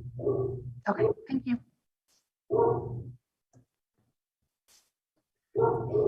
I'll recognize myself briefly here. Since I'm not the case liaison here, I don't have the exact details on what may have happened here or where this case is, but I'll work with Dr. Cass to determine. Obviously, it wasn't mislabeled given what Director Harness just said, so to determine where exactly these two cases are, and we will get them on the agenda, assuming that this motion is adopted by the board. Any further discussion? Seeing none, Ms. Butterley, would you please call the roll to defer this to the October meeting? Member Armijo Pruitt, Yes. Member Galloway, Yes. Member Johnson. Yes. Thank you. Member Nixon. Yes. Thank you. Member Olivas, Yes. Member Rel. Yes. Thank you. And that motion passed unanimously. Thank you. Item G is file requests. I'd like to make a motion to request all of these cases 1 through 6 as listed on our agenda. Request the full case files from the Albuquerque Police Department. These are all officer-involved shooting cases. Do I have a second? Second. Second. Second from Member Armijo Pruitt. And any discussion on this motion to request full case files on the 6 officer-involved shooting cases? I believe these are the final, well, not final, but the 6 cases remaining in our queue that are officer-involved shooting cases. And given that these can take some period of time to collect the redacted footage and all of the files for APD on their end, myself and Dr. Cass felt it would be best to go ahead and request all of these files so that they become available and then we can schedule them out as we see fit. Any further discussion here? Ms. Butterley, would you please call the roll? Yes. Member Armijo Pruitt, Yes. Member Galloway, Yes. Member Johnson, Yes. Member Nixon, Yes. Member Olivas, Yes. Member Rel. Yes. Thank you. And that motion passed unanimously. Thank you. On this item, I don't believe we need a vote. This is just a friendly reminder to our board here that the proposed cases for the October 2020 case review section of our meeting, so our meeting next month, will include these cases as listed. However, I would note that several of these cases 2 through 4, are file requests that are pending with APD. I'm unsure when we will receive those files, but you should receive likely a link email from Director Harness if and when we receive those between now and the October meeting. So those cases are potentially will be reviewed at our October meeting, depending on availability through APD. We also deferred 2 cases tonight. Case C and case F will be added to the October meeting agenda, and then we have requested an APD response on case 19-0077270, the officer-involved shooting case that we discussed at great length at our last meeting. We requested an APD representative come and discuss that case with us. So I do expect that that will be occurring at our October meeting. Any questions or concerns from the board on that proposed schedule? Seeing none, That concludes item 9. I believe normally we take a break here, but I want to see, since we're a little before 7 o'clock, if members are okay with moving through our subcommittee reports here before we take a break. Looks like everyone's okay with that. First subcommittee report is the Community Outreach Subcommittee. Vice Chair Galloway. Thank you. The Community Outreach Committee met and the report was provided to members prior to the board meeting. There's nothing really to highlight in it. It's a pretty empty month. One of the things that the committee discussed is just kind of, since we're a little bit down in workload, maybe taking the time to compile a list of ordinance changes that the board and the agency might wish to propose during this time. And so if there's anything that is of particular concern, that might be something that you want to send over to me and to Chair Olivas at the same time. And then I would note, I sent out the link at some god awful hour this morning to the KOB video that discussed the semi-annual report, and Chair Olivas provided some commentary as to what the board's been doing, highlighting some things in that. So if you haven't had an opportunity to see that, I think that that was represented well. So that's it. I stand for questions. Any questions from board members? Seeing none, thank you, Vice Chair Galloway. The Policy and Procedure Review Subcommittee, Dr. Cass is not with us. When I had spoken to him before this meeting, he was planning on designating a representative, I believe. I know that he did submit his written report, so I'm not sure if anyone was tasked with reporting on this. Member Amijo Pruitt, you're on there? No? Okay. So I don't think we have a report other than the written report, which are always quite thorough from Dr. Cass. So please refer back to that if you have any questions. Feel free to reach out to Member Dr. Cass, and the next meeting of the Policies and Procedures Subcommittee will be on October 7th at 4:30 p.m. Item C, the Case Review Subcommittee. Member Nixon, I'm happy to recognize you, but given that the committee has been suspended indefinitely, I don't believe you have anything to report, but if you do. I do not, thank you. All right, thank you, sir. The Personnel Subcommittee, I'll recognize myself. The Personnel Subcommittee did not meet in August. I do anticipate that we will have a meeting in September, on September 27th at 4 p.m.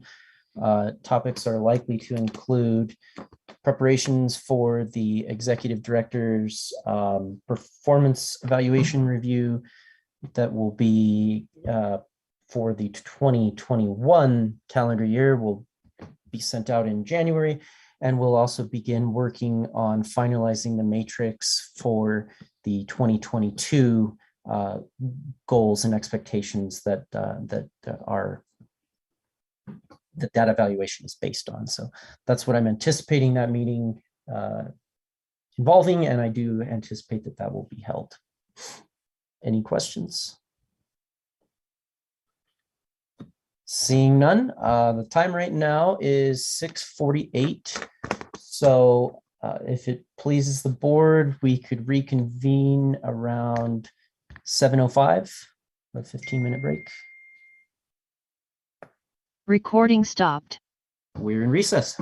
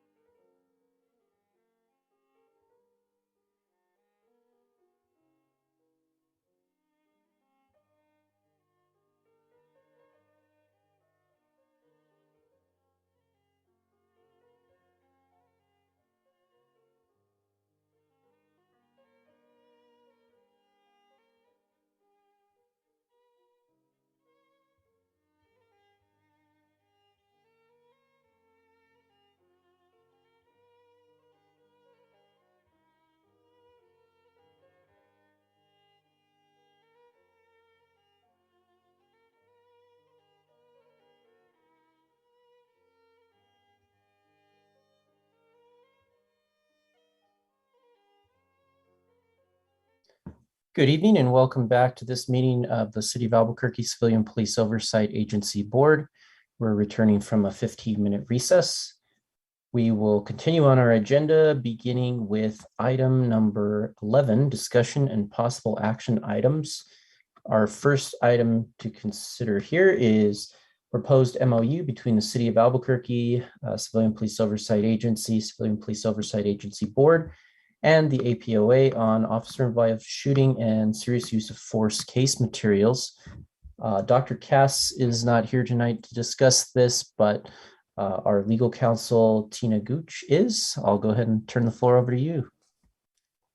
Thank you, Chair Levis, Honorable Board. I, again, don't have much of an update, but the update is we're still making progress. As of this evening, we are trying to get a meeting with the city and the Department of Justice and the monitor team set for the week of September 20th.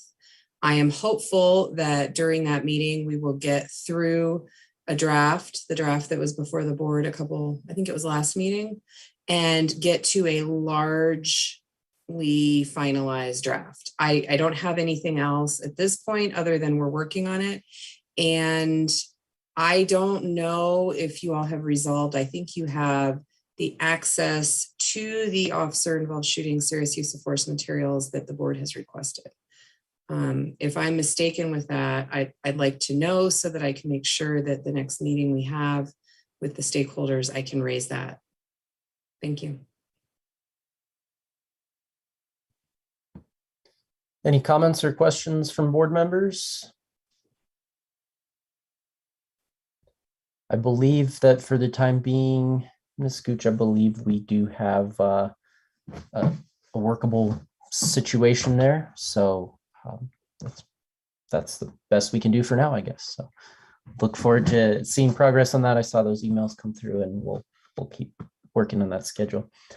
Item B is use of force policy review. We held our special meeting late last month on policies 2-52 through 2-55 and the discipline system SOP 3-46. This was an item that Dr. Cass requested, and I indicated that we would keep on the agenda so we could further discuss how to respond, to these proposed changes in the SOPs listed.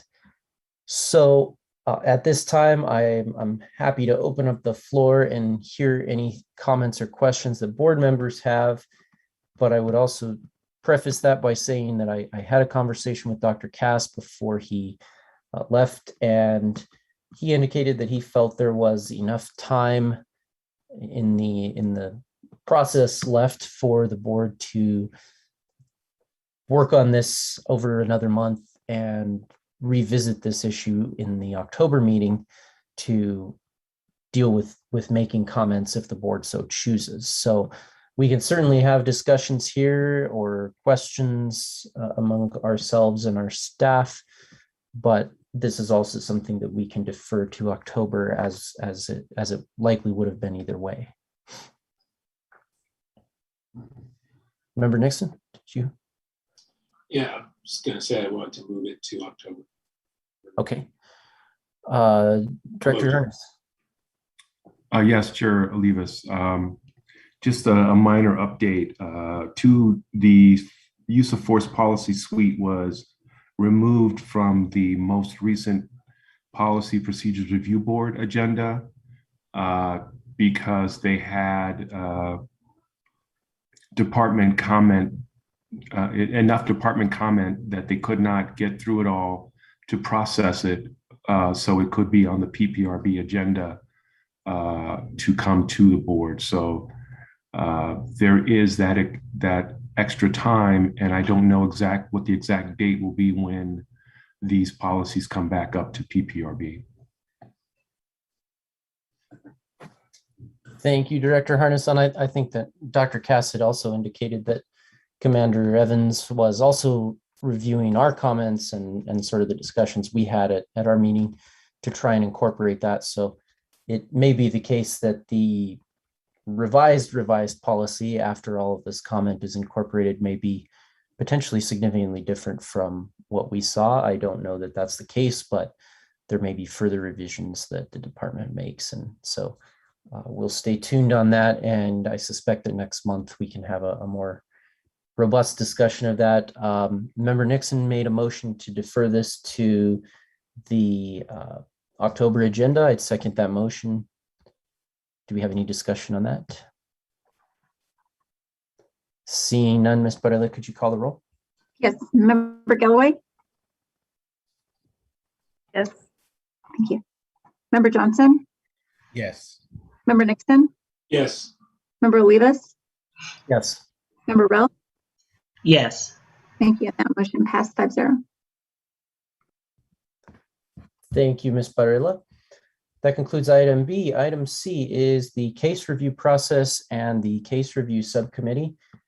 We have Eric Nixon and Chantel Galloway on this item. I did want to, well, I'll let y'all lead this, and I have a proposal I'd like to make at some point if you all, after discussion or any comments that the board wants to make. Well, I'd like to hear the proposal at this time, Chairman. Olivas, that'd be fine.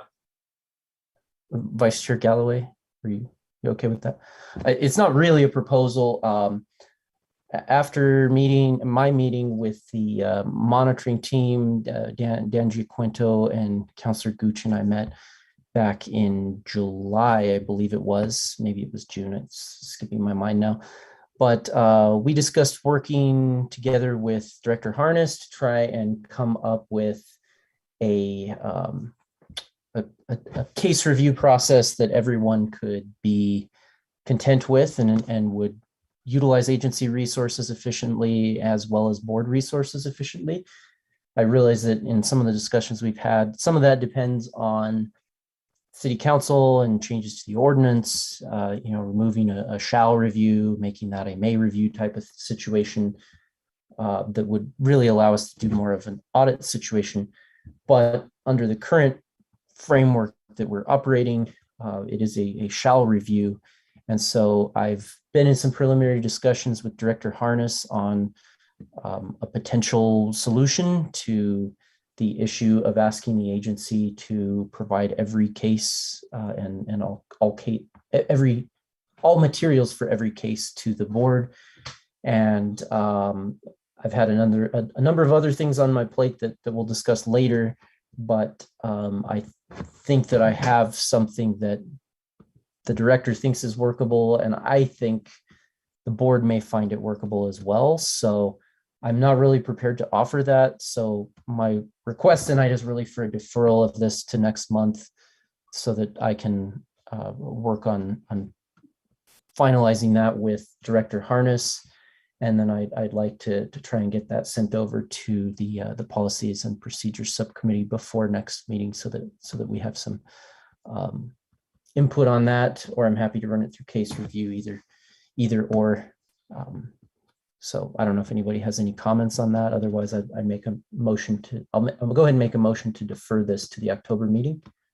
Second. And yeah, if there's any discussion on that or input that folks have, love to hear it now.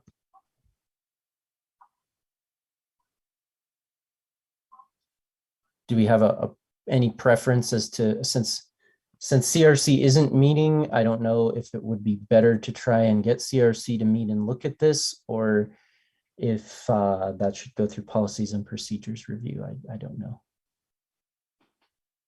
I think I'd like to consider looking at it. Again, we can table it till the next meeting, but I'm hoping we can get some eyeballs on it.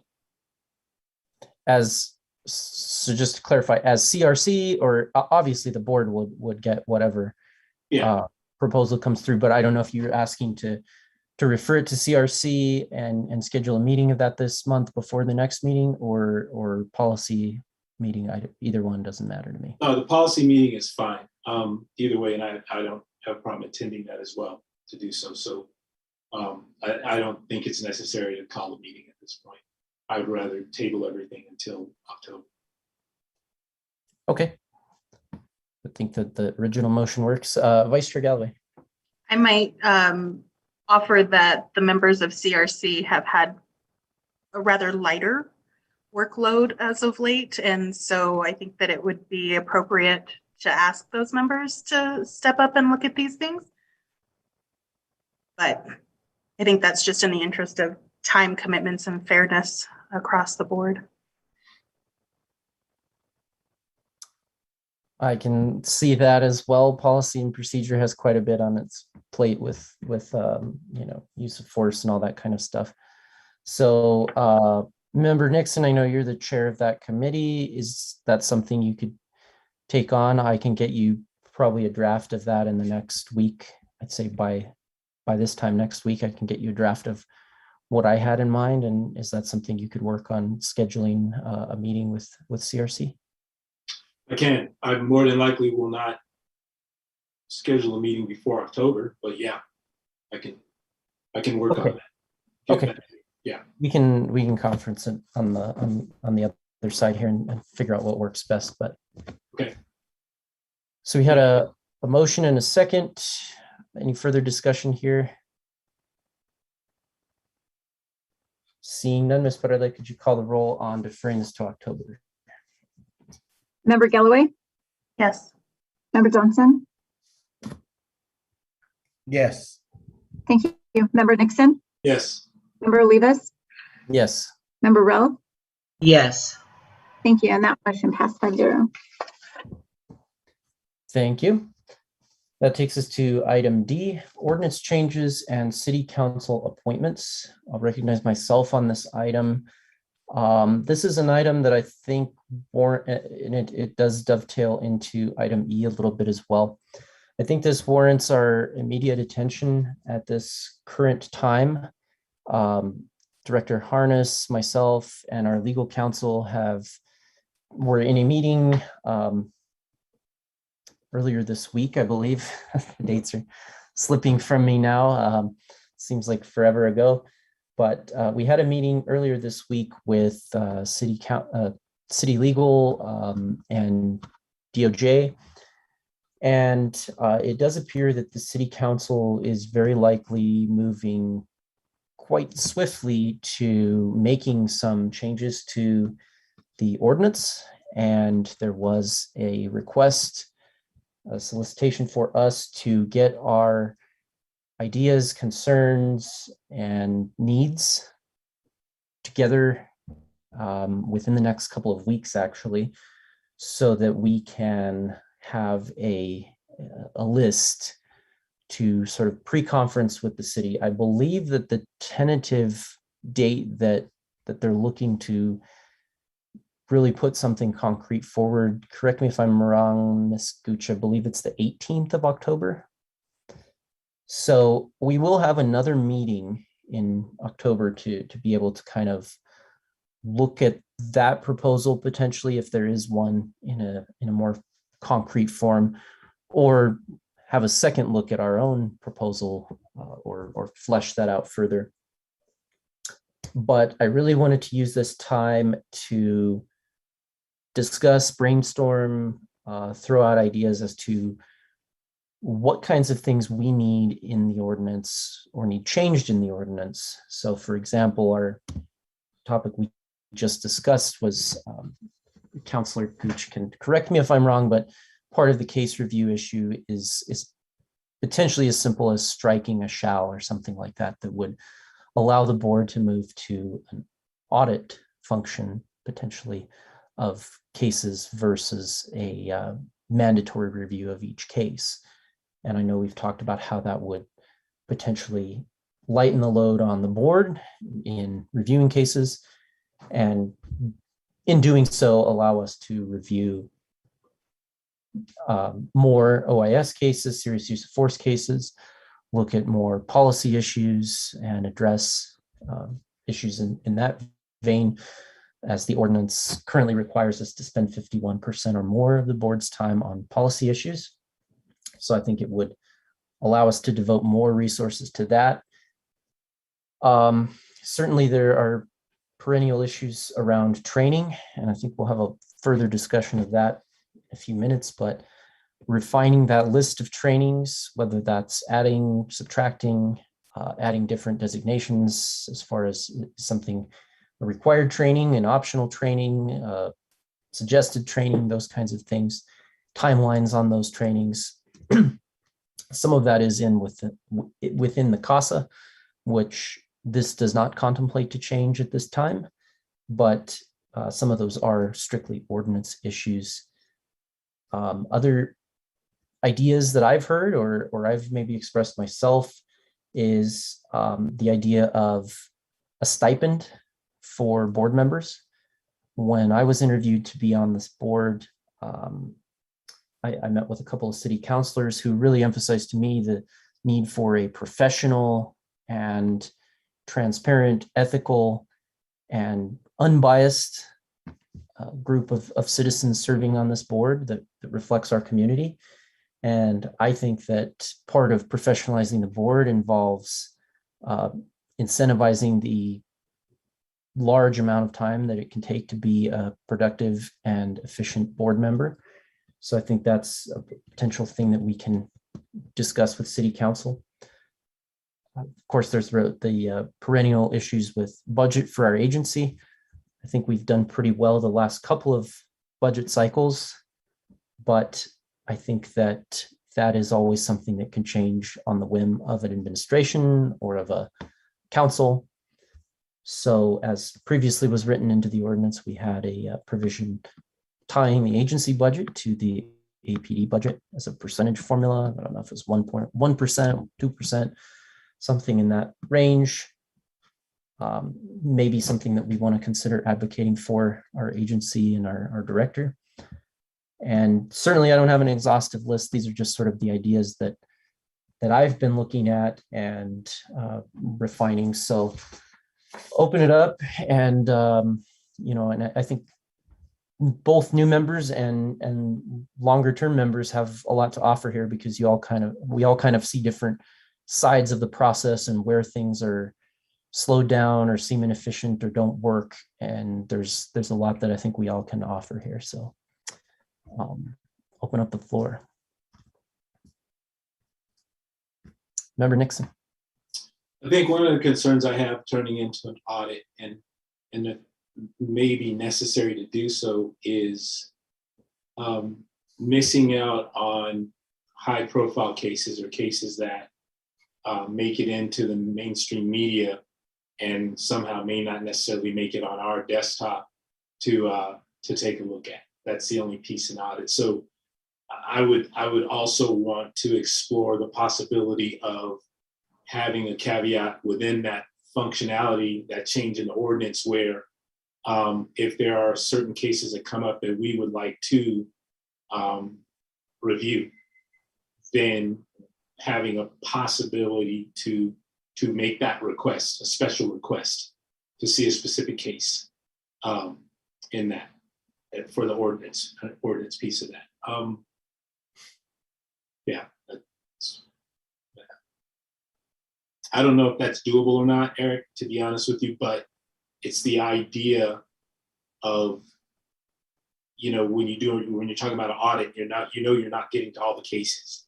But as far as an effect, I would definitely feel more comfortable knowing that we at least have an option to say, hey, we want to pull that case, that case that was in the news, a couple of weeks ago or whatever. We'd like to track that and look at that. Director Harness.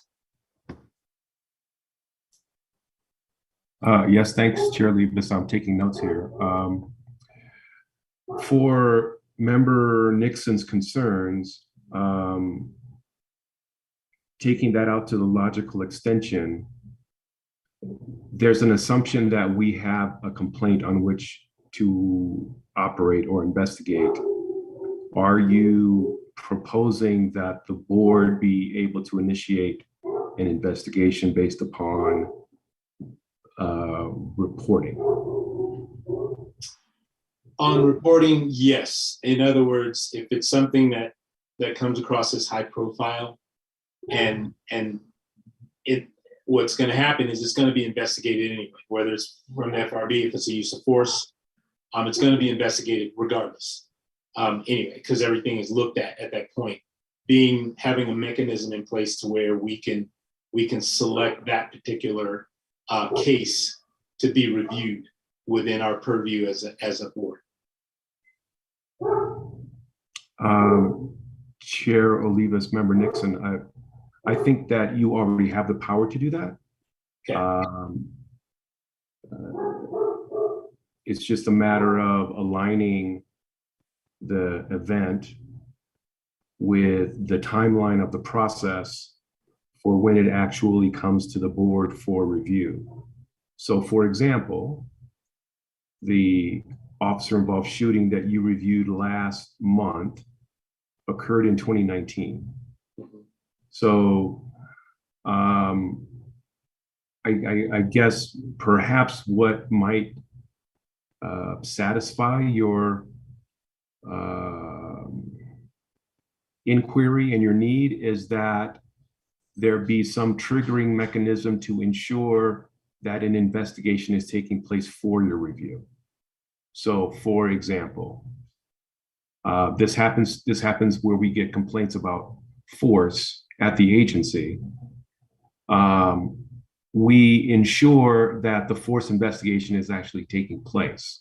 And if not, then we initiate the investigation based upon the complaint. But we don't duplicate the investigation if a force investigation is already taking place. I know that there was a large debate a few years ago regarding the ability for and the language around board members being able to initiate a complaint and an investigation. So I'm not sure if that's the question that you have.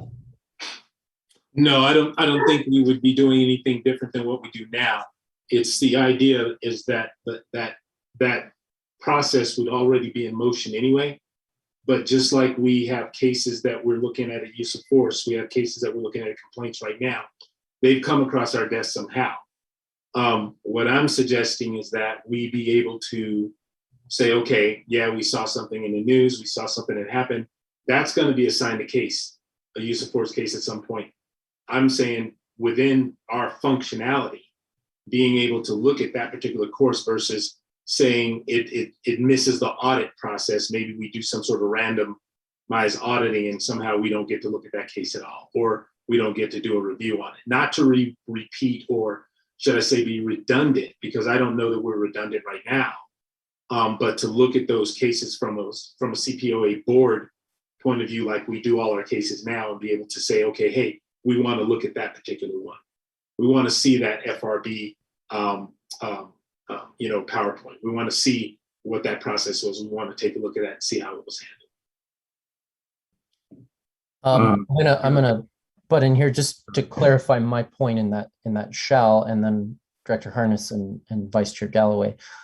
What I was referring to specifically in that is the agency case review portion of our functionality. So we would still, I think we should still and would still be empowered to see every case that goes through the force review board. So that would include all of those serious use of force cases like officer involved shootings, and presumably most of the quote unquote high profile cases that I think you're talking about. This would only apply, that shall or that audit function would only apply to the CPC cases, if you will, the cases that we regularly see in mass, basically. Agreed. Yeah, I didn't want to go outside our purview of what we're doing now. I just wanted to. That's confirmed. In other words, I think Director Harness answered the question in the beginning. We already are able to do that. If that's the case, then I think we're good to go. Director Harness, did you have more to add? No, Chair Levis, you answered the question. And Vice Chair Galloway. Okay. Well, I mean, it's still an open floor here as far as ordinance, potential changes, requests, issues. I know that over the years we've certainly encountered issues that have come up, and this is sort of a preliminary opportunity to triage some of these and talk about them and get some initial discussion and feedback. Yes, Director Harness. Thank you, Chair Levis. Actually, as I discussed last night, and I think that was a part of the 346 discussion, I want to ensure that we don't lose the argument of the definition of misconduct. And under the CASA, we are to investigate misconduct. Now, under 3-46, the policy that's just been published on the 27th of July, for progressive discipline, there is a litany of offenses that define misconduct. And then there's another litany of like offenses that define performance. And if there would be a way for the CPOA to get out of evaluating the performance aspects of policing and simply focus on the misconduct aspects of policing, that would serve the agency greatly. So for example, on the agenda this evening, there was a case of reporting for a fatal traffic accident. The complainant was a third-party complainant who simply wanted the reports from the fatality accident, and she didn't believe that they were filed in a timely manner. And that was one of the cases that I pointed out to the board, that I was unable to upload all the video for that case because that case involved a death at a vehicle crash. So there were 15 hours of video that the investigator went through for this particular case for a third-party complaint because the officers took longer than 30 days to file the report, which they were entitled to do based upon the fact that there was a fatality, and wanting to know whether or not the decedent, the person who died, was referred to the district attorney's office for charges because that person was at fault for the vehicle crash.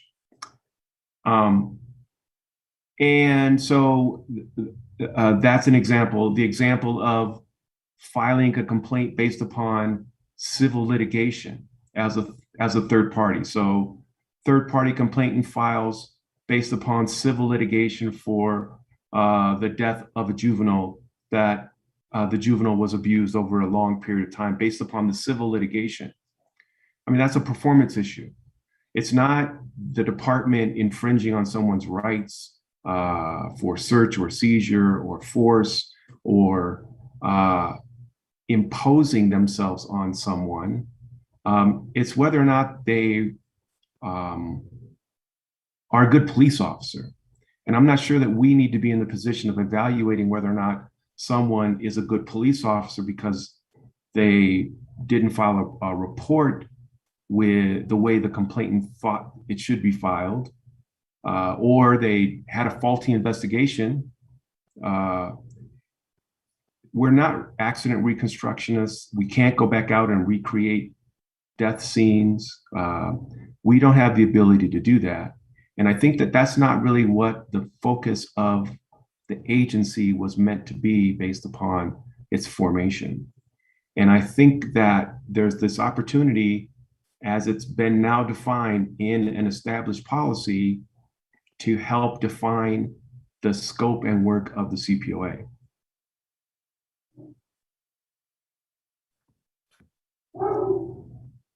So I'll lead off here with the question I have on that, and it's sort of, that makes a lot of sense to me, and I think I have somewhat of an understanding of you know what you're talking about there.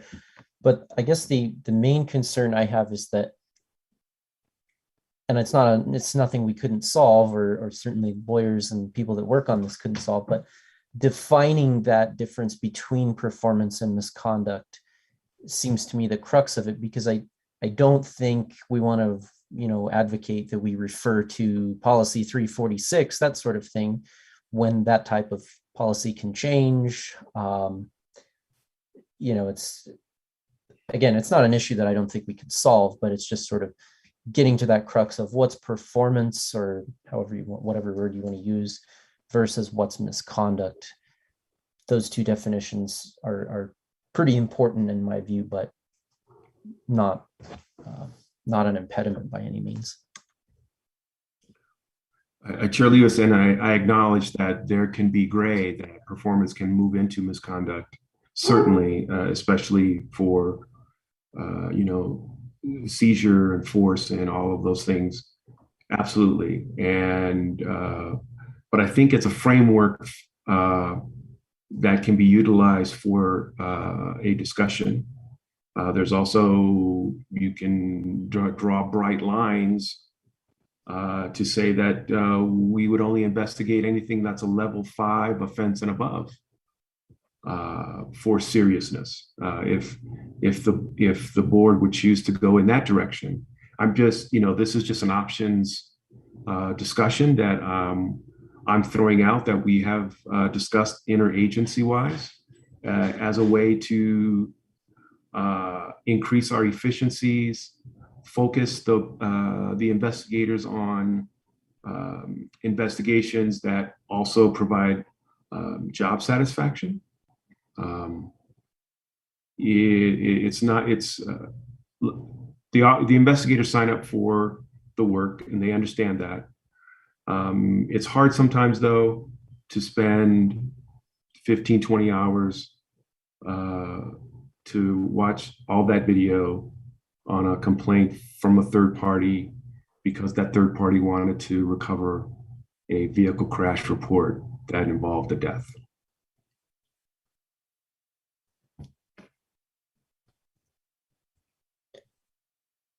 I can certainly appreciate that perspective of the agency wanting to focus that, and for the board as well, if we're looking at these to really find serious policy issues, deficiencies, training issues, it's less likely that we're going to find that on a minor complaint or kind of things you're referring to that are just going to be very difficult to sort of tease out and find anything major. So got that in my list notes here.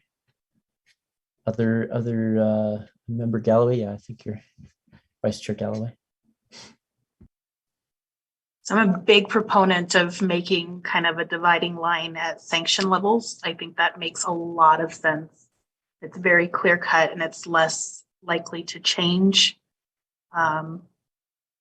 So I think that's a really good idea, at least a good starting point. A couple of things. I have the red line copy of the proposed ordinance changes from the last go round that the board was making, that it might be good to review as part of this discussion that I can send out instead of trying to start from scratch. Kind of take a look at where we were a couple of years ago, 3 years ago, and see what happened.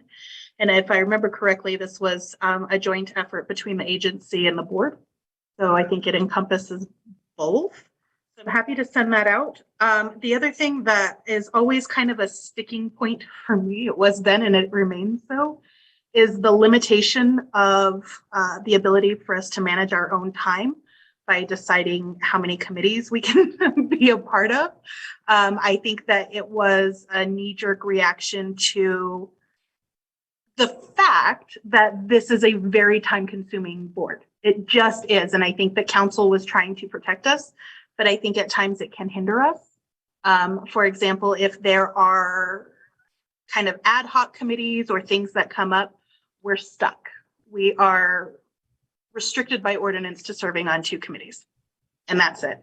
So I'm a big proponent of getting rid of that. It limits our ability to do our job.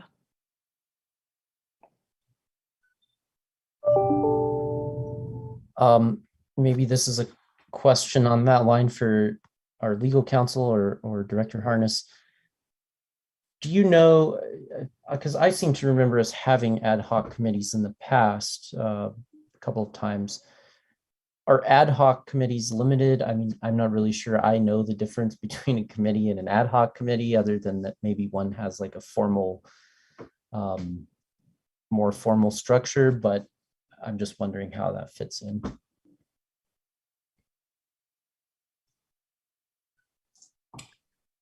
Chair Olivas, I would defer to your counsel on that ordinance interpretation. Yeah, I'll just leave it at that. Chair Olivas, Honorable Board, the subcommittees allowed under the ordinance don't talk about whether one's ad hoc versus a standing subcommittee. It simply says that the board may appoint such subcommittees as are deemed necessary and desirable. And then it has a blanket limitation of no board members serving on more than 2 committees at any given time.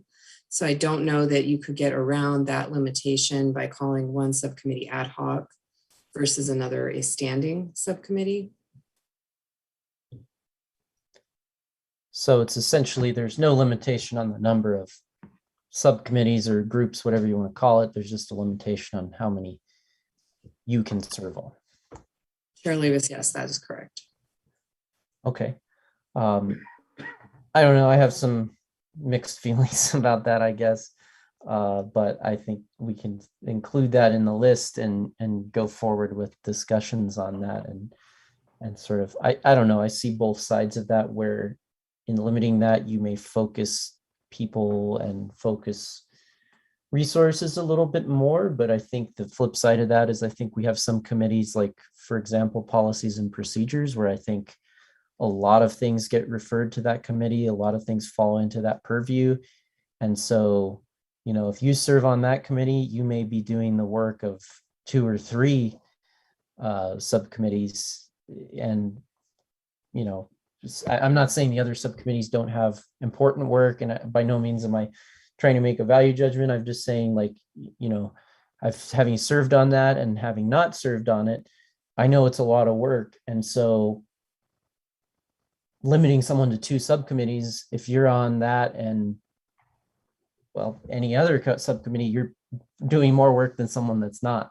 So it's not really, that 2 limitation doesn't necessarily solve that.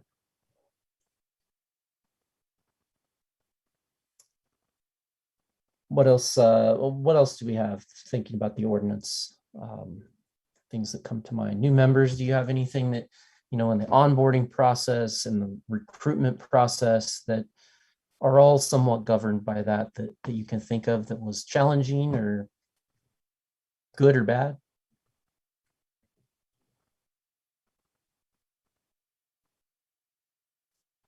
And it's not something you have to think of tonight, but I think if you do have thoughts that you want to formulate, the sooner the better, probably, so that we can put those together and then kind of come up with our list and then advocate for that list as time moves on. So feel free to raise your hand or interrupt me. I'm just kind of talking out loud here. I think the next steps here, I believe, excuse me, Tina, correct me if I'm wrong. We discussed with Mr. Aguilar having another meeting to sort of go over a bullet list, a preliminary list of potential changes or requests that we had. And that should be coming up in the next week or 2, if I'm remembering right. 2 weeks. Okay. Yeah. So that's kind of where this is at. I think if it should please the board, I'd like to have at least one other board member assist me, you know, in that meeting. I don't think that there would, I don't know, Tina, I don't want to invite other people to the meeting, and I know you can't do that either, but if the vice chair or anyone else wants to volunteer to be a part of those discussions, I think that would be helpful, just to give other perspective. So yeah, there's no, yes, Tina. Chair Levis, Honorable Board. Yeah, the process here, as the chair has pointed out, is that it's in its infancy, but the city is very interested in hearing from both the board and all the other stakeholders before it tries to do a draft. They don't want to stifle the ideas prematurely by coming out with a red line ordinance change. So here where we are is really bullet points of ideas and thoughts to then talk with the other stakeholders. I know APD Forward was very involved in the last ordinance rewrite, so that the board is not by itself out here trying to rework this. It's going to be a collaborative process that hopefully works well for all involved. But the next step is about 2 weeks from now, the city and the Department of Justice would like to meet with the board about that bullet point, as well as the agency about the bullet points, with the idea that the board will be able to take a position and have that information in letter form to present to the city by October 18th. So however you all want to get to that point and whatever process you all think makes sense to get there, that's the idea of where we're supposed to be going. And I agree that if anyone would like to really help on this, as the last round, I believe Member Galloway might have been the only board member for most of that that's here tonight. It's a big process. It takes a lot of time. There will be working groups. There will be a lot of involvement. I hope, like last time, hope we get more of what we're looking for. But it's going to take a lot of effort and time for the board, but you won't be alone, but it will take some time.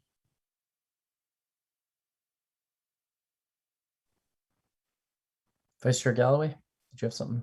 I'm happy to help with that if that's what you would like, and if nobody else is a strong interest in that, but. And I think, since we really don't have a concrete proposal at this point, and frankly, we were encouraged by Mr. Aguilar not to, his direction, and I mean, we don't have to follow his directions, but his advice was for us to not get too specific. We don't need to have this written out in formal legalese. This, the encouragement was to come up with some ideas, some bullet points. What do we need? What do we want? And then we can kind of have this pre-conference in a couple of weeks looking at that, where I think we can get some feedback from the parties that be at that meeting. And then hopefully we'll bring that back to the board in a more fleshed out form, so that at next month's meeting, we can have as our council suggested, where we can actually maybe take a formal position in a more of a letter form. So just process there, I think. All right, if there's nothing else on that matter, I think we can move past that. We'll see that again next month, I suspect. And that kind of dovetails into the next item here. I'll go ahead and close out item D. Next item, board member responsibilities. I'll also recognize myself on this item to start out. Over the many months here, this item has appeared quite a few times, where I've asked members to ensure that they're completing their trainings and issuing notice on those trainings. So some time ago in IMR 13, we were made aware by the monitoring team that there was a number of deficiencies in our training records and our training responsibilities that members were not meeting. So this really started some time ago, but under Dr. Cass, when he was the former chair, we had some review of these records in our member review meetings. I know that for new members here, you haven't been through one of those, but it's basically part of that was to review your training records and note any discrepancies or changes that needed to be made. So to reiterate that started there, and over the months since then, I've been asking members to make sure that they're completing these trainings as required and submitting their proof or submitting their confirmation of this. So this is an issue that the Department of Justice and the monitor, also the city council, city legal, is growing increasingly concerned about this issue of training not being completed, or in some cases, in quite a few cases, not being recorded correctly. And there's plenty of issues there with this whole system. But I just want to reiterate to our members, first of all, that new members have 6 months from their date of appointment to complete their initial training requirements. There's a number of those requirements that you should have been made aware of on your initial training and on your appointment to the board. And when you complete those requirements, for the vast majority of them, you need to, at the current time, you'll be sending an email to Director Harness and CC the chair of the board, indicating that you completed those and when you completed those trainings, or a individual training, depending on how many you do it at a given time. That may change slightly now with this new training software, not software, but training portal that we'll be using that will automate some of that, so that for some of those initial trainings, you will no longer have to. For some of the outside trainings, that will not necessarily be the case. For example, for the CPA, the Civilian Police Academy, that'll still be something that you'll need to submit. I'm not sure how that works, Director Harness. I know that for myself, because I did the full academy, I had to submit my certificate. For members that are only doing some, do you know what the process is? Chair Levis, yes, there's a checklist that provides the date and the topic and the signature from the instructor for signature and verification for attendance at those sessions. Great. So for CPA, that would be something that individual members would collect and again, submit that to Director Harness, and I would suggest CCing the chair so that there are duplicate records of that. And you can go down the list there, but basically if it's not a training that's included in the SharePoint folder or on this training portal, you'll need to submit some sort of confirmation or proof that you completed the training. And there's a number of those training requirements for new members, which kind of dovetails into the ordinance changes, where I think I have some ideas, and I'm sure other members do as well, as to what trainings are absolutely necessary, and there are a number of them that are, versus what trainings are not as useful or maybe duplicative of other trainings, or potentially have never been offered. There's a good number of them that are not available, but yet are required of members. And so I know that for new members, it can be overwhelming. There's a lot of trainings on that list, and it's sort of like, where do I go for these? Which ones? This one says it's not available. What about this one? I don't know. So please reach out. We don't, at this point in time, our new members are great. You guys are within your 6-month period, and there's not really an issue there, but we want to keep it that way. We don't want to develop an issue. So if there are concerns or questions, certainly reach out to myself, Director Harness, Vice Chair Galloway, other board members to help you along and offer guidance and help smooth that process. After that 6-month period has elapsed, members are also required to submit to 8 hours of annual training, and the monitor has traditionally accepted the NACOL conference. We currently have, I believe, all of our members that require annual training. So new members are exempt from that for 1 year from their date of appointment. All of our current members that need to undergo annual training are registered for the NACOL conference that's ongoing, and you should have received your links, and sessions have already gone on. There's a number of sessions that are already available for members to watch, and with each session you'll need to submit the form, which will be in SharePoint, or it's also in email. So you'll need to submit a form for each session. Director Harness and I had this conversation today. Those are 1.5-hour sessions, so it'd be a total of 6 sessions to fulfill the 8-hour requirement. So 6 of those forms. And just a reminder, these are the requirements you signed up for. We may not completely agree that all of these are necessary, or some of them may be unavailable.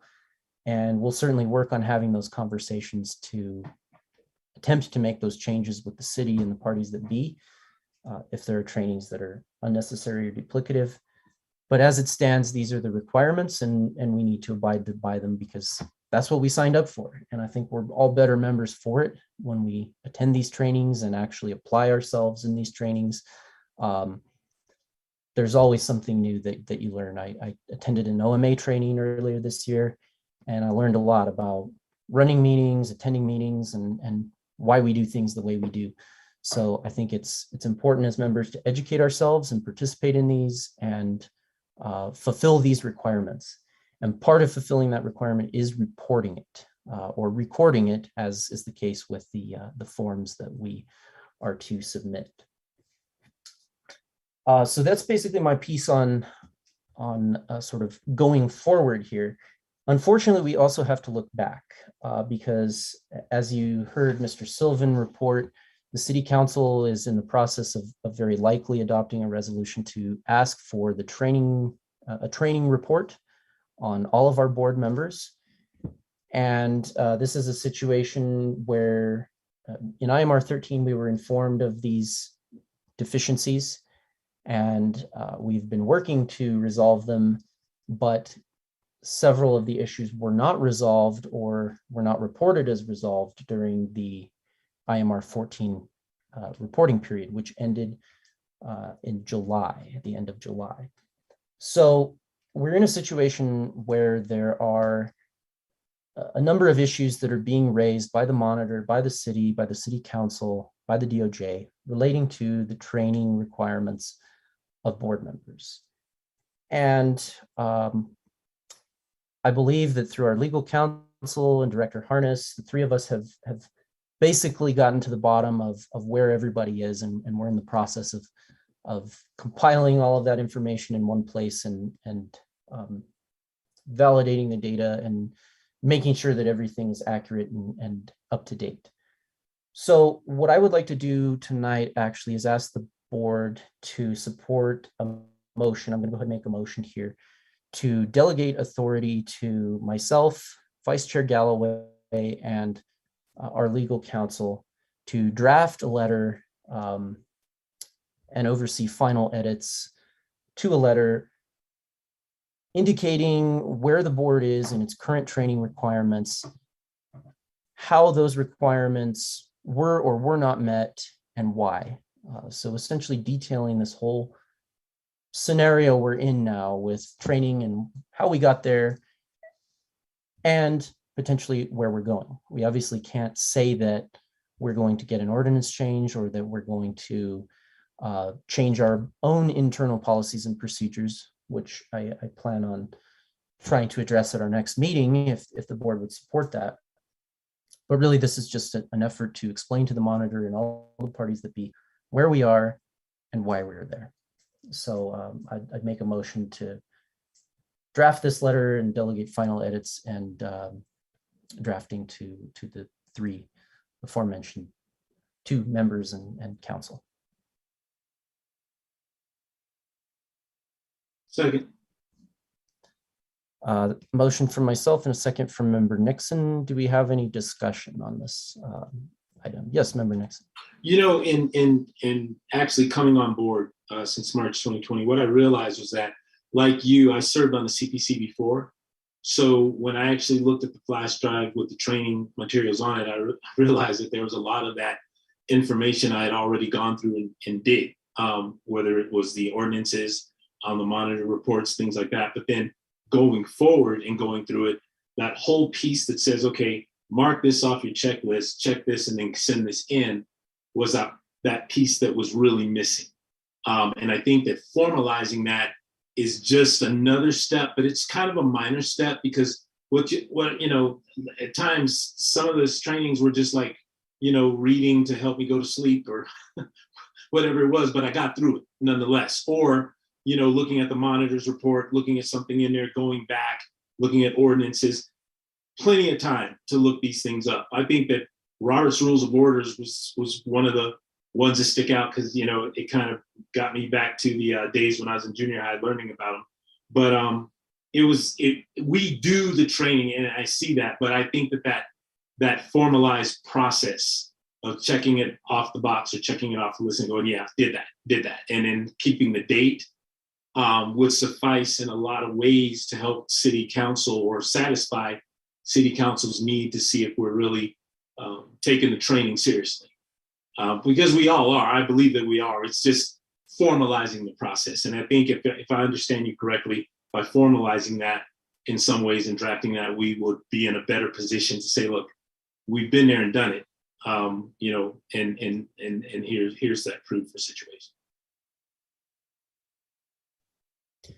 Yeah, I think it sounds like you're on the same page here, and I think that's one of the big breakdowns that we've had is basically we've gone through and looked at both the ordinance and the policies and procedures, and unfortunately, it's basically silent on who we're reporting to or sort of how we're reporting that.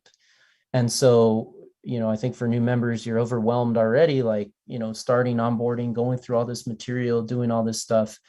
And I think it's easy to sort of get caught up in that and you know, think, hey, I did it. I'm good. But you know, as many of us have in our jobs and other responsibilities in life, that verification is also important, and that's really what we're looking for. So next month, I think we'll be in a position probably to make a proposal on potentially changing our policies and procedures to just define that sort of who do you report that to, when do you report that, and how do you report that if it falls outside of one of those categories where it's in the city training system. So yeah, it sounds like we're on the same page there. Member Johnson. Yes, I think I had spoke to possibly Chantel and probably Dr. Cass as well, Vice Chair. Sorry, Chantel and Dr. Cass about the onboarding. And it is a lot of information. And I think one of the things that I proposed was that whenever you have a new member, of course, they still make the meetings.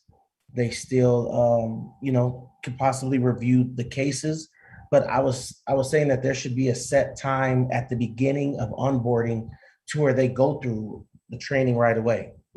I've never taken a job or been a part of a job where you didn't get trained before you got put in that position. And so trying to read the book that Dr. Cass made was very informative, and then still trying to review the cases and then getting used to all the emails and thumbing through those. I just felt like, you know, to comply, it would be a lot easier. And then from that point forward, a lot easier to maintain instead of, you know, because once you got the new members going, they're all set. Now, some of you more seasoned members probably know the stuff. It's probably less time consuming. You know where to find it. You know exactly what to do. And it seems like it would keep everything in order. And it seems like we would be able to hit compliance because in all of that, you still have life.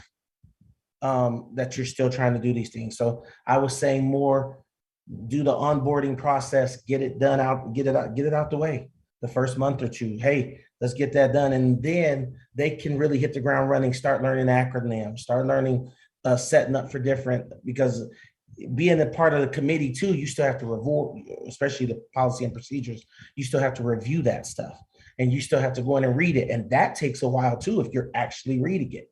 And I'm actually reading it. So it takes a while to go through each line and understand what it means to have it crossed out, what it means that it's green, double line, you know, and I'm not complaining because not only did the council and then Chantel did a wonderful job of reaching out to me and saying, hey, it's pretty time consuming, but I just think getting that done up front, since we're on that subject, I was not going to say anything, but then I think that it would be, you know, disjustice for the next set of people that are coming in to not try to have something set right up front, get them going right away. And then that would help the process from that point forward. They should be able to upkeep. And that's, I guess, my input. Member Ralph? I'd like to concur with Member Johnson that the onboarding process needs a lot of work. I would also suggest, along with what he has presented, that even a mock meeting, I had to get used to member Ralph. I mean, on my very first meeting, I was told I had to vote, and I'm like, okay, yeah, you know, that kind of thing, and to address those that are here, to understand that I have to vote, that I should, I believe it should be, you know, maybe it's a type of Zoom where the public is not invited, but an opportunity to actually sit in a meeting with the board and actually move around paperwork. This is how you look at the case. This is how you vote on the case. The help that Vice Chair Galloway gave was so rich, what she gave, because I just didn't know anything. And so what she gave was really good. But I do want to reiterate that the onboarding process is not the best, and it's very hard for a new member coming on and they have to vote at the very beginning, the very first meeting. And it's very overwhelming. And if you take a position like I do, I take it serious enough that I don't want to vote yes or no on something that I'm just really not sure on. Okay, so not to be able to abstain or that kind of thing, I just don't understand that. So if we cannot, then I believe we have to have some more training in the onboarding process. And then the second piece is I've went through the Citizens Police Academy, a 12-week course. I don't know how long your course was, but my course was 12 weeks, 3 hours for two days a week. And I'm going to look for that certificate. But do you know if the Citizens Police Academy also keeps records of that? I just need to know, because that's just something I will not do again. I won't do the academy again. I no way will I do that again. So I'm just wondering, if I don't find my certificate, is there record keeping of the academy? And you know what? I almost answered myself. I know where I can get it from. I'll just call. I was a chaplain also, a police chaplain for 10 years. And so they would have a copy of my certificate, because I had to show that in order to become a chaplain. So I know I can get it at least from them, but I don't know how that's going to work out when we have to report a member attending the Citizens Police Academy in COVID time and keep up with all the committee meetings and the board meetings and all. I just have to say that, yes, I took this position very serious. I was told that it was going to take a lot of my time, but I think that was an understatement. Very well said. I think both of you have amazing points, and I want to put my thoughts in a minute, but Vice Chair Galloway had her hand up. I mean, I tried to warn you, Jill. I tried. I think that what they're saying is fair and accurate. And I think for us just to kind of take this into consideration, it's not like when we hire an officer in the city that we put them on the streets on their own to sink or swim in a matter of weeks or a month. That's just not how it goes. They have their training at the academy that they do before they're placed out on the streets. They have their OJT that's done with a field training officer. It's fair and it's appropriate, if we're going to be overseeing a department like that, that our board members would have comparable training as well. And so I'm very much in support of the idea presented by Member Johnson to before becoming a voting member of the board, rather than just having those handful of cherry-picked required trainings that we have, the board members really get a full-blown training. We have the luxury of that right now. Unfortunately, we don't have a full complement of the board right now, but we did. We're not in a position where the next person who comes in should have to sink or swim. There are enough of us now that even if it's still a little rocky for our newer members, they have a few under their belts. And so I think that pulling together and just trying to advocate for that next person who's coming along to have every opportunity to be successful, I think is really important. And I think that for the first time in 4 years, we have that opportunity to do that. So I'm very much in support of that. I'm also sitting here thinking about maybe like a buddy system. I try and reach out to our newer members to make sure they're doing okay, but I haven't done as much as I would have liked to, and I can't do it on my own. So I think maybe if we had a buddy system with the outreach committee or something, along those lines to be able to check in with and have a point person on the board that our newer members can go to for questions is probably a good idea as well. But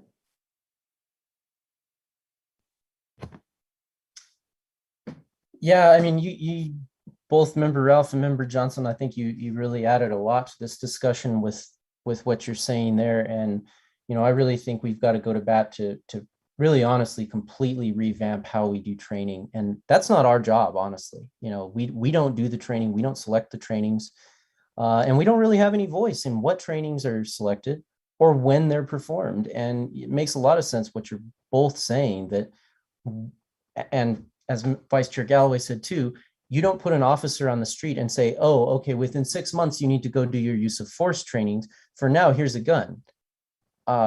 We don't do that.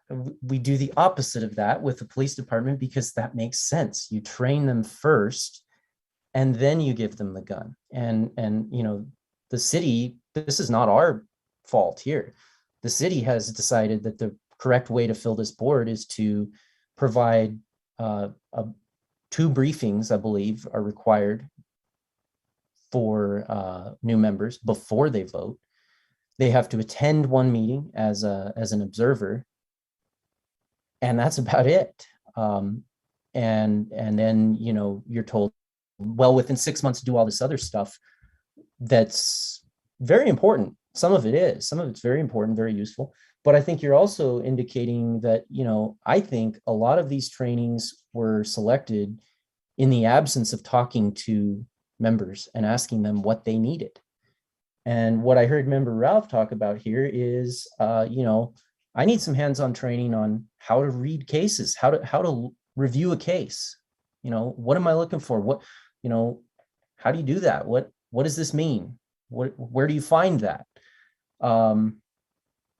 That makes a lot of sense. And no one's ever talked to us about that. You know, no one's ever asked the board, what do you need? And more importantly, our new members, what do you need? What's been the biggest challenge? What's been the biggest stumbling block? Because I can see where if you're not persistent and dedicated, like you two are saying, you know, you want to take this seriously, you may just look at this and say, whoa, I'm way in over my head, I'm out. And that's what a lot of new members do. And it makes sense because, quite frankly, we've been set up to fail by this system that front loads getting people on the board versus getting people trained to be on the board. Member Johnson. And this is going to be really quick. Valerie, I think Varela, and that office, I've spent some time in there, and I don't want to leave them out because they've been very helpful in trying to help me transition into, you know, they still had their job. The other, man, I'm at a loss for a name. Katrina. Yes, thank you. They did they were kind of helping me and sitting down with me. And I think the last time I was in there just to grab the tablet actually that I'm using now, man, I probably spent every bit of 2 hours asking questions and trying to get some information from Katrina and Valerie, showing me how to set up certain things. So I just wanted to say thank you to them as well. But yeah, I just wanted to make sure to acknowledge them for helping me out when I go there.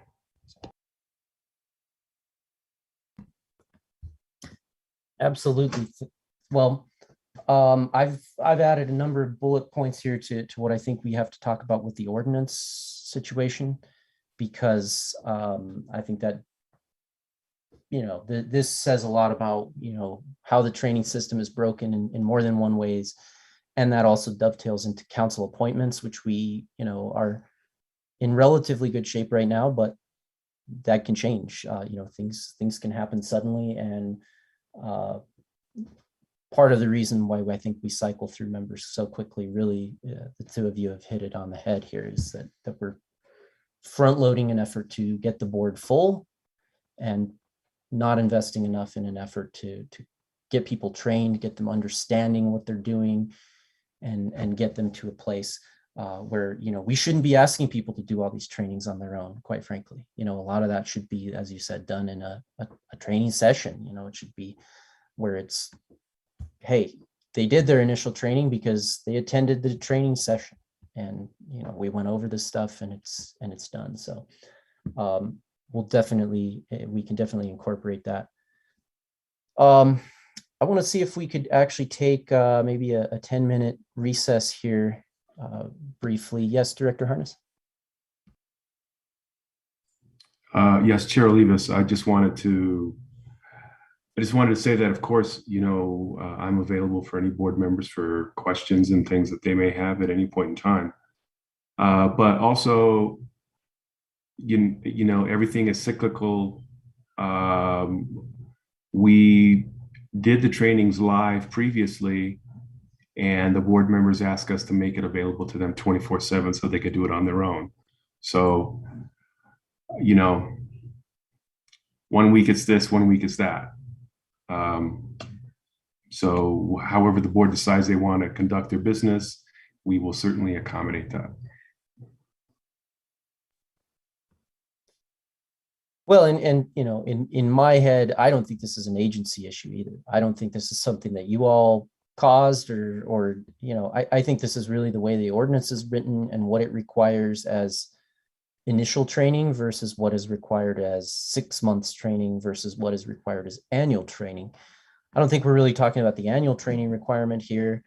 I think the issue here is really with what should be required to actually be a voting board member. And, that's nothing the agency did or controls, that's the ordinance.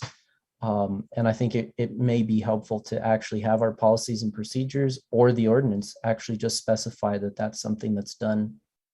Maybe it's just in person and just set a blanket rule and you get rid of all this, well, they said they wanted to do it online, but now people aren't sending, confirmation of that. And you don't have that swing and you just say, hey, it's going to be one way. That's it. I don't know. As a matter of precedence, Chair Olivas, after the board was first formed, they began to vote and the monitor stepped in and didn't allow them to vote until after they had completed the training. So maybe really the solution may be, instead of it being a 6-month after appointment issue, maybe it needs to be a complete the training before being appointed. Member Johnson.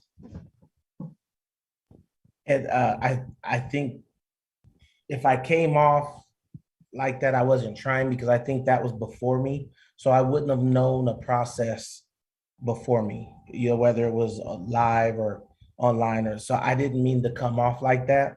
I was just trying to, like you said, get the onboard, the training first, then get in and start voting and understanding, having an idea of what we're doing. So I didn't mean to come off like, oh, well, if Director Harness is the head of training, I didn't try to push any blame on him or anything like that. It's far from that. I've asked him questions. He's been helpful as well. I was just trying to help with the onboarding process. So I want to clear that up, go on record to say that I was just trying to help with the onboarding process. And I'm sorry, and Chair Olivas, Member Johnson, I wasn't taking it that way at all. Certainly not. I understand all of the training pains that I've seen over the last 5 years and the different machinations of it and trying to make sure that it fits for you, the volunteer board. I know it's hard.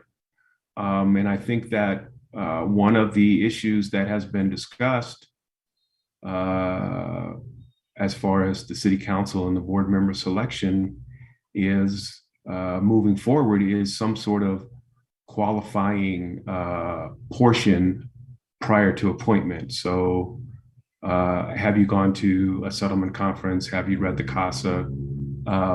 Establishing a fundamental knowledge of the processes prior to consideration. That is a large, expansive piece of this puzzle.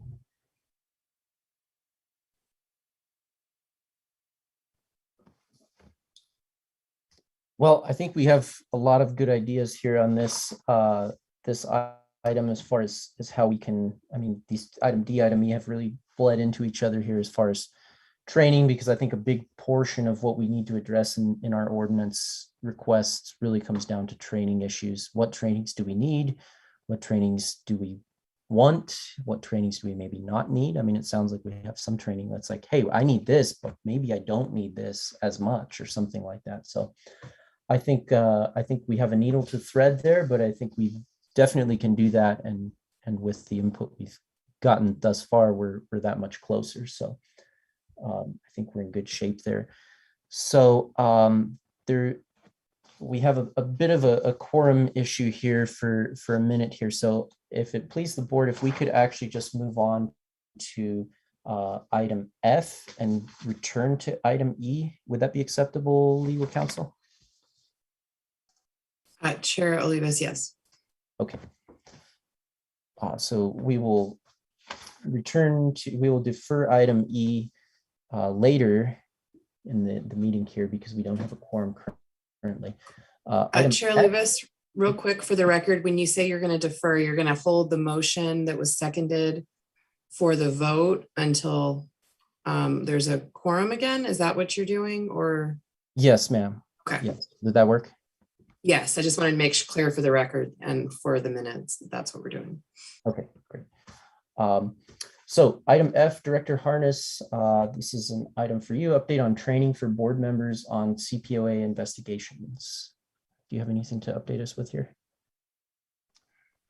Chair Olivas, I don't have any more update except for internal discussions that I've had with lead investigator McDermott, that she would make herself available to do the training, and the preview of an outline that she drafted in the past. Other than that, I understand our timeline of December of 2021.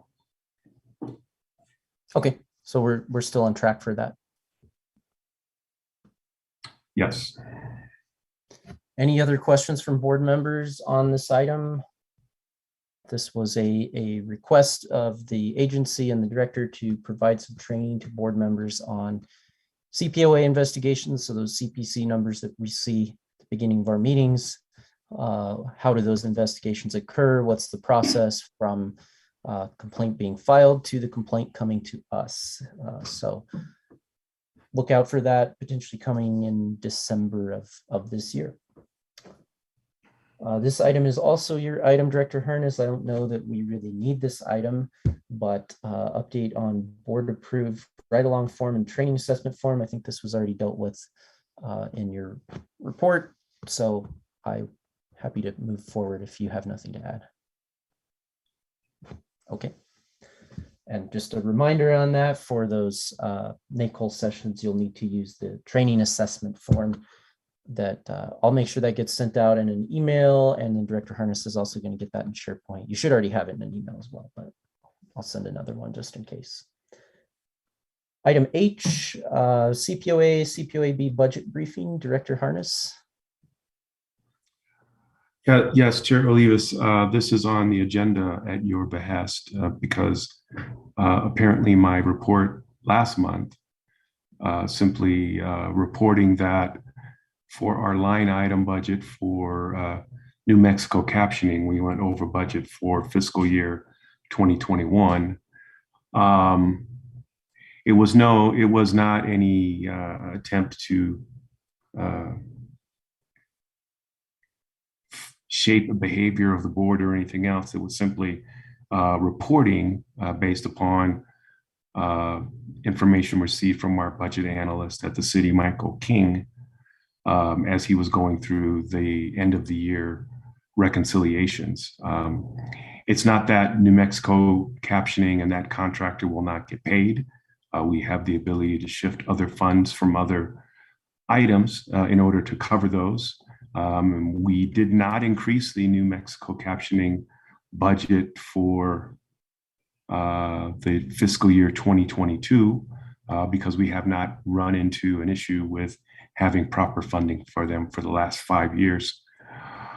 And I'm confident that we will have enough money to make sure that if we go over budget for them again, we will make those line item adjustments as we move forward in fiscal year 2023. And be cognizant of the use of that contractor and how much it may cost moving forward. Beyond that, like I said, I did provide a link to the budget, the fiscal year budget for 2022 that you can download and you can review our budget. We're budgeted for 1.7 million, which equates to about 0.76, which is actually more than we would have gotten if we still had the percentage in under the old ordinance. And if you want me to share and go through the overall numbers, I can do that, but I will have the reconciliation numbers from the budget analyst that I will share with the board when I receive them for fiscal year 2021. We've never been total over budget. We have had 1 year where our contract services, professional services for council went over, and we were able to request funds from city council in a requisition, and those were approved to carry on for that particular year. But other than that, we have always returned money to the general fund at the end of our budget years.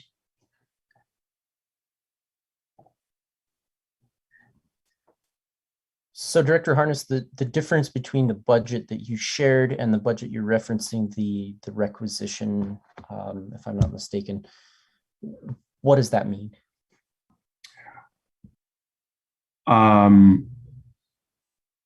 The budget that I shared through the link incorporates all of the monies requested through the budget process that we went through back in March, April, and May.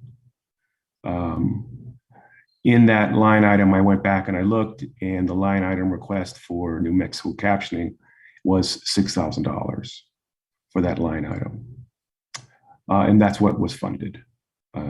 If it turns out that we go over it in fiscal year 22, we will simply make an adjustment from a different line item to cover those expenses. It's not an issue because it's not a large dollar amount. Understood. Yeah, I think that the impression that some board members may have had is that was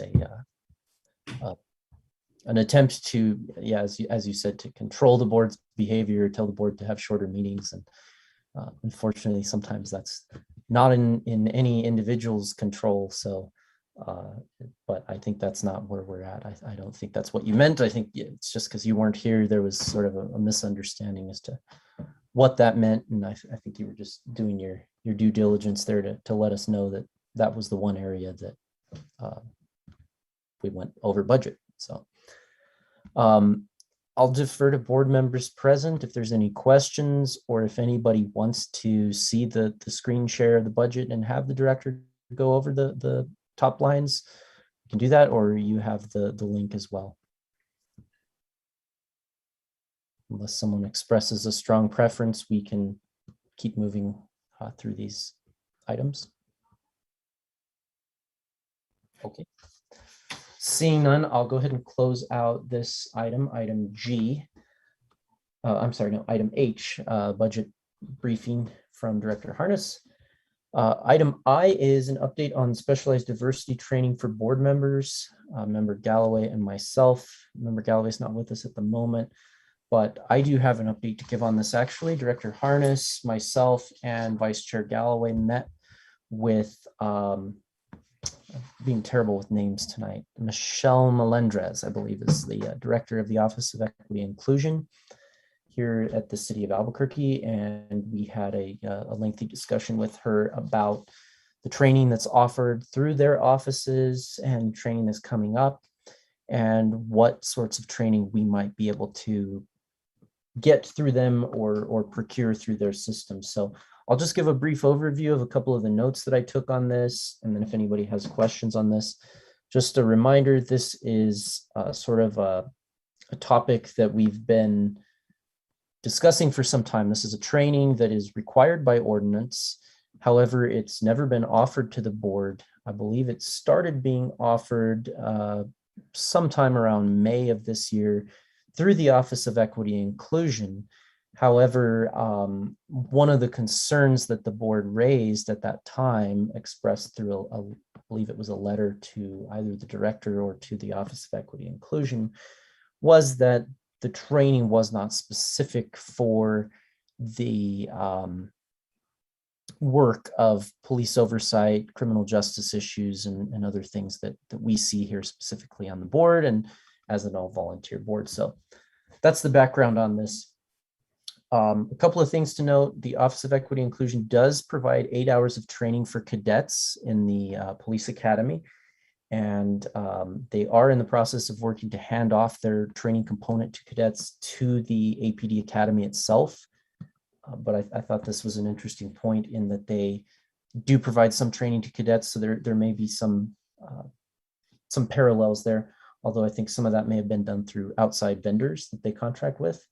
They do not do any ongoing training with APD on bias and equity issues. It doesn't mean that that training doesn't happen, but it doesn't occur through their office. And this training for APD officers started in 2018 and has not been offered consistently prior to that, at least through their office. So this again is like equity and inclusion training for cadets really has only begun in 2018 on this consistent basis through OEI. Basically what we were told related to our board and our work is there are several workshops that OEI offers that may be relevant to what we do. They offer an implicit bias training that I believe is a 2-hour workshop that's offered on a every other month basis, I think was my understanding of it, although it may be a series of workshops.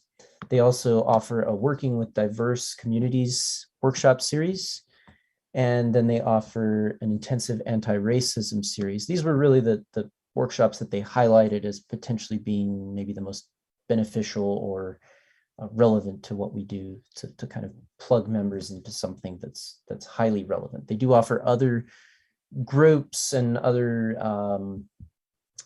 sessions, but this was just sort of the highlights that they offer. You should receive those emails usually about once a month. Director Harness will forward an email showing when these seminars occur, and you can click on a link through that to register. So that is something that's required by ordinance. I would note for anyone listening that this is something that has not been offered to the board until roundabouts May of this year, as the board started to raise concerns about why it hadn't had that training and what that training even was, because no one had had it in so long. I believe member Galloway had it, and she had some interesting thoughts about it. I'll let her speak for herself there, but is a quite dated training. It sounds like what OEI is offering may very well plug right into our system and provide a good training. They also offered us the option of contracting through some of their vendors to design our own training. Essentially, our agency budget would have to pay for a contract trainer to provide whatever training we determined that we wanted. Again, those bias trainings and the diverse community trainings are 2-hour workshops. The intensive anti-racism training is actually a 3-day, 8-hour-a-day training series that's offered in a row. So it's typically like a Thursday, Friday, Saturday, or Friday, Saturday, Sunday. And there's more information on all of those if you'd like. So going forward, there are a couple that are being offered next Wednesday, actually the 15th, from 9:30 to 11:30. There's a hate crime seminar that is going to be offered through OEI. There's also coming up in October, registration is not open for it yet, but there is an implicit bias training, part 1, and Equity 101 that'll both be coming up in October. So I think those may be very relevant for board members. And basically my proposal on this item, and it's not really a motion, but my proposal is I think that as a board, we should try a few of these trainings. A few of our board members should try them, either all the same one or try a few of them. and get an idea whether this serves our needs or not. I hate to throw this out with the bias that that this won't work simply because it's not a custom training. After a meeting with Ms. Melendrez, I think I was perhaps too biased in my opinion that this training wouldn't work or that we needed something more specific. So I'd like to encourage anybody that's willing or able to attend some of these trainings to do so. It'll satisfy your annual training or your training requirement for this equity and inclusion training. And it'll also give us, I think, as a board, some good feedback if you come back to the board and report on, you know, how you felt, if this was useful and if this was something you think other members should do. Or if in a couple of months we do some of these and decide, you know, this isn't really what we need or what we want, and we can look at going the contract route. So that's my proposal. I don't know how folks feel about that, but that's really what I've got on this item.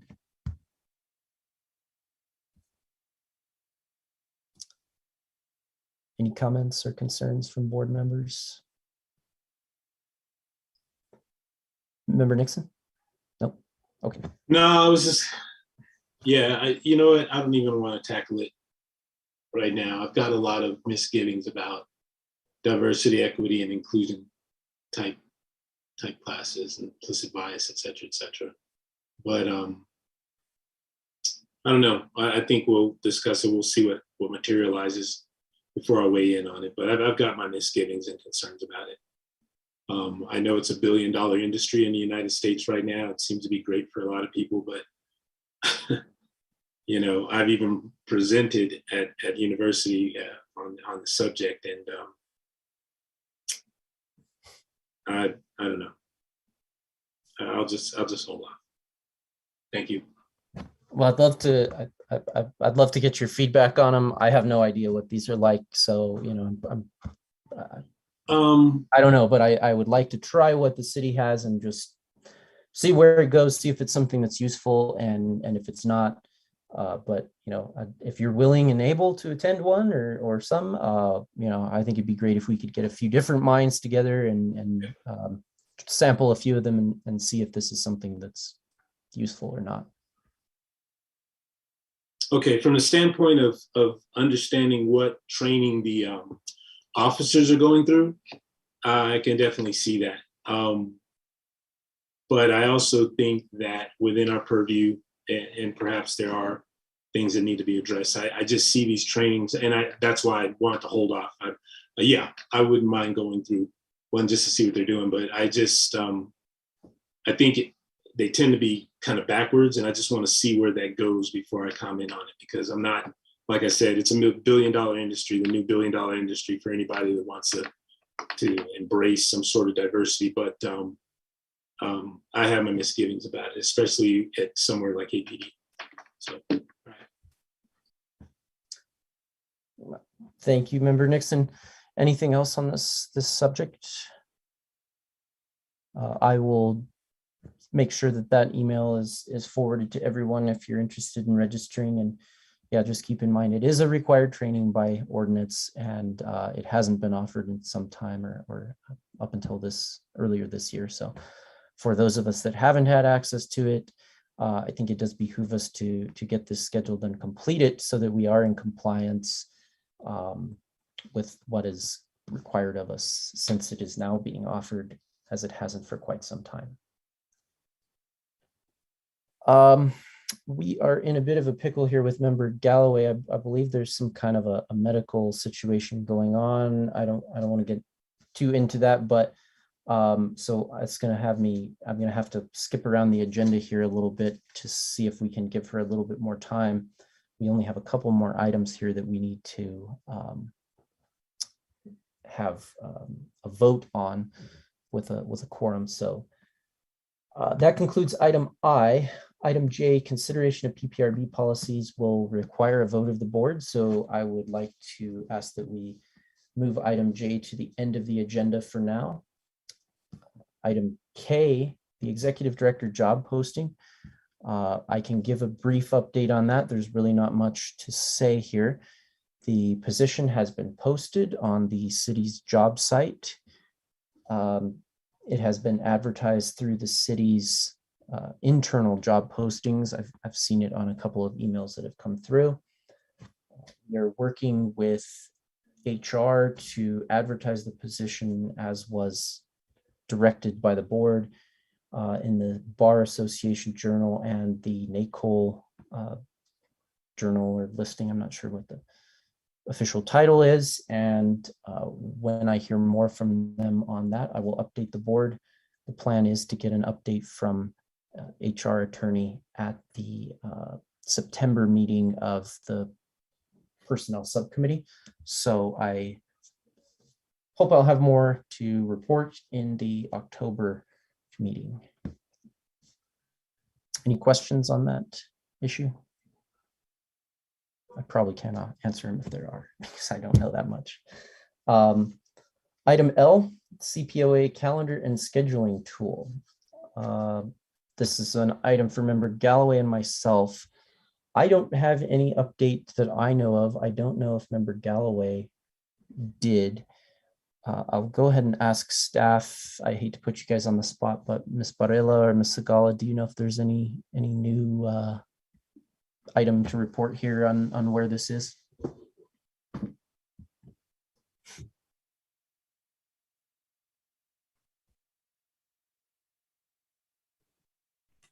So I communicated to Member Galloway earlier today with an update.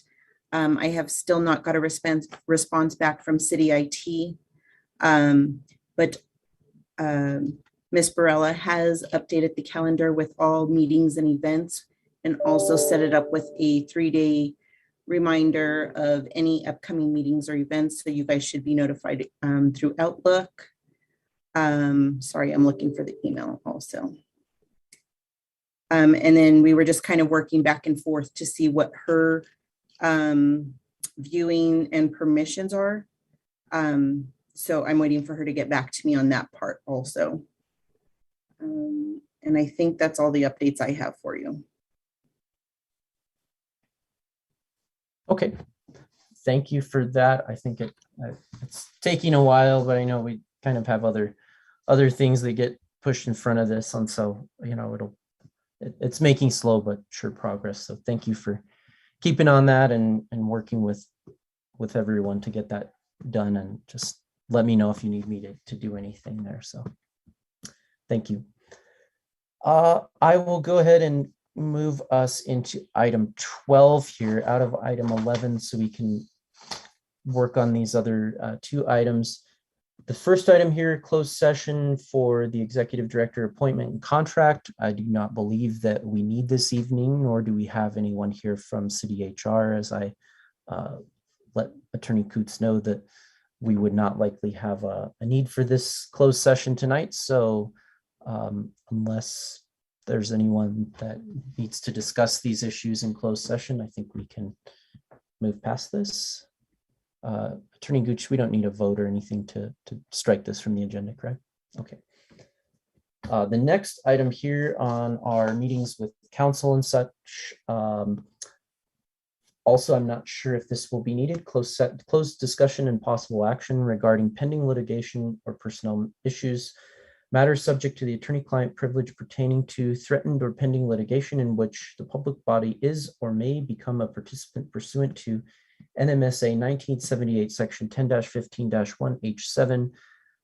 The item is Miller v. City of Albuquerque et al. 1:21-CV00473. Attorney Gooch or Director Harness, do we have any update on this case? Chair Olivas, normally we would need to do something in closed session, but since there is no update, I don't believe there's a need for a closed session this evening. So we can go ahead and strike that item from our agenda this evening. I'm still trying to buy time here for Vice Chair Galloway. I'm not sure what's going on. I hope that things are okay for her. I think we can move to other business. Is that acceptable, Attorney Gooch? If there is any other business, I did have an item, I think. Yes, okay. So other business. Let me get my notes organized here.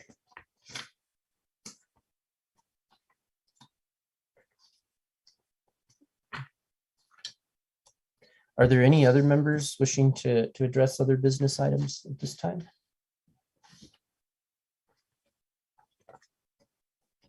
Not seeing any. One item of other business I wanted to bring to our attention that I am looking at doing. We did have some discussion at earlier meetings of not having a December meeting. And I think that we can potentially move in that direction depending on where our caseload is at that time and what we're able to accomplish and what we need to accomplish in the next couple of months.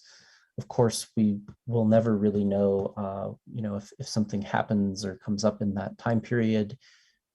We have an IMR coming out, I believe, in November. So I think that should be past us at that point, anything that may be related to that. So I would just say we're in a way emulating what City Council does, but it would just be in a different month. City Council often takes the month of July in recess or not meeting. Our board has traditionally met every month, but I think that may give us some time as a board to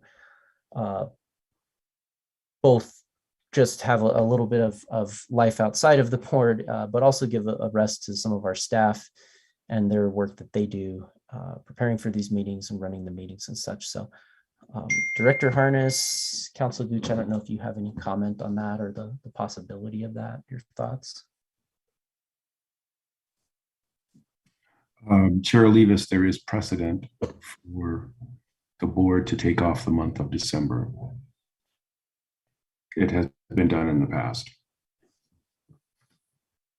Okay, that's a positive, I suppose. So I think that we'll work towards that. Obviously, that can always be appended, or we may have to have a special meeting or something if something happens, but that's always the case. So I think that we can move in that direction. At this time, I want to see if we, oh, there's Chantel. Sorry, we've been finishing everything else. I'm so sorry, you guys. I had an issue with my kiddo that I could not put off. I'm so sorry. Just hope everything's okay. So I'm sorry. If it pleases the board, if we could move back to item 11, discussion and possible action, section E. There was a motion and a second on the floor to refresh your memory to delegate the drafting, final edits, and delivery of a letter to various parties, including City Council, Monitor, US DOJ, and potentially other parties as deemed necessary by the delegates, being myself, Vice Chair Galloway, and our legal counsel, Ms. Gooch. Any further discussion on that item to deliver this letter, draft and deliver?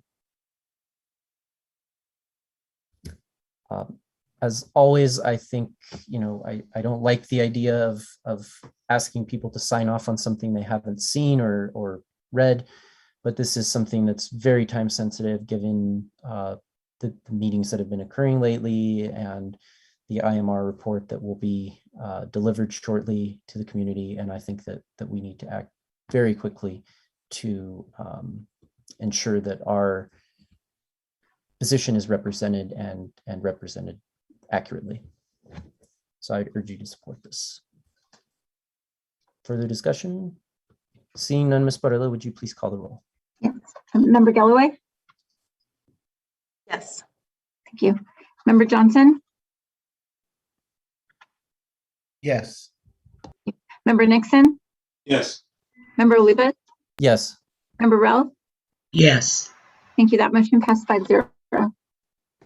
Thank you. I'll be in communication with you, Vice Chair Galloway and Attorney Gooch, and we can coordinate this work. We'll be jumping through the agenda here a little bit. I apologize to GovTV and viewers that may be watching. We will now move to item J, consideration of PPRB policies with no recommendation. This was an item that Dr. Cass had. Since he's not here, I can go ahead and represent this item for you. These policies were listed in the Policies and Procedures Subcommittee report and delivered as a separate document to the board. Do we have a motion on this item?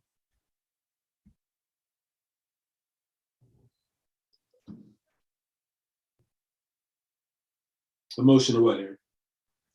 A motion to adopt the no recommendation findings of the Policies and Procedures Subcommittee. Make a motion. Yeah, I'll make a motion to do that. And I'll So, second. I think member Johnson was first to that one, actually, but And so then we'll- I'll second. all right, there we go. We'll do motion by member Johnson, a second by member Nixon. Any discussion on these cases or this item? I'm sorry, not cases, these policies.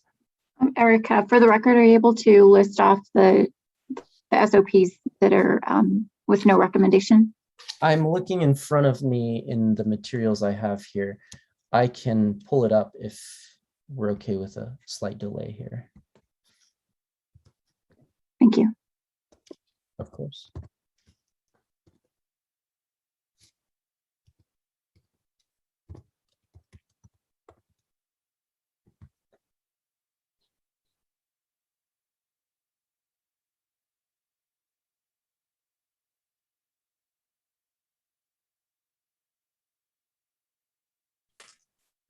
Chair Levis, if you'd like, I have that information. That would be quite helpful. All right, it is 1-57, 2-84, 2-97, 3-15, and 3-16.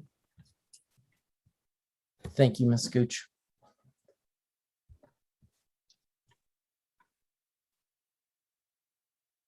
Ms. Borrelli, could you please call the roll? Sorry, I forgot where we were. Member Galloway? Yes. Member Johnson? Yes. Member Nixon? Yes. Member Olivas? Yes. Thank you. Member Rell? Yes. Thank you. That motion passed 5-0. Thank you very much. I believe that now concludes our discussion items. Member Galloway, I guess I'll jump back to item L. Did you have anything that you wanted to add on the CPOA calendar scheduling tool? Ms. Segala gave us a quick update on where that was. I'm sure she probably nailed that because we have a whole lot of motion on that yet. So, okay, great. We can conclude our discussion section. We also moved through item 12, our meetings with council closed sessions that we did not require this meeting, and that takes us to other business. Are there any further other business items? Yes, Vice Chair Galloway. I'm so sorry to have the nerve to delay everything and then do this again. I would personally like the Policy and Procedure Committee, sorry to do this again, to take a look at some of the concerns that we expressed in case 027-21. It sounds like there were no policies in place that kind of guide how to handle doing inspections of children, and that was an issue. I also still have a little bit of concern about the parents not being told where that their children were taken to UNMH. And I know that Director Harness had brought to our attention that this parent, the primary parent, it was for a safety factor for the kids. But in rewatching those videos again, the school indicated that there was joint custody of the little boy with the father, and they knew who the father was. He picked the child up from school. So I have to believe that there's contact information that could have been obtained to let a parent know that their child was no longer at the school. And so I find that to be of concern. And so I think that it's important that we look at, is this a place where there is a hole in the SOPs for APD? Oh yeah, there's definitely a hole. I mean, on top of that, just the whole idea of having 4 officers in a room, you could tell the little boy was frightened. And yeah, I think there's a lot of room to kind of readjust on that. So yeah, I second that.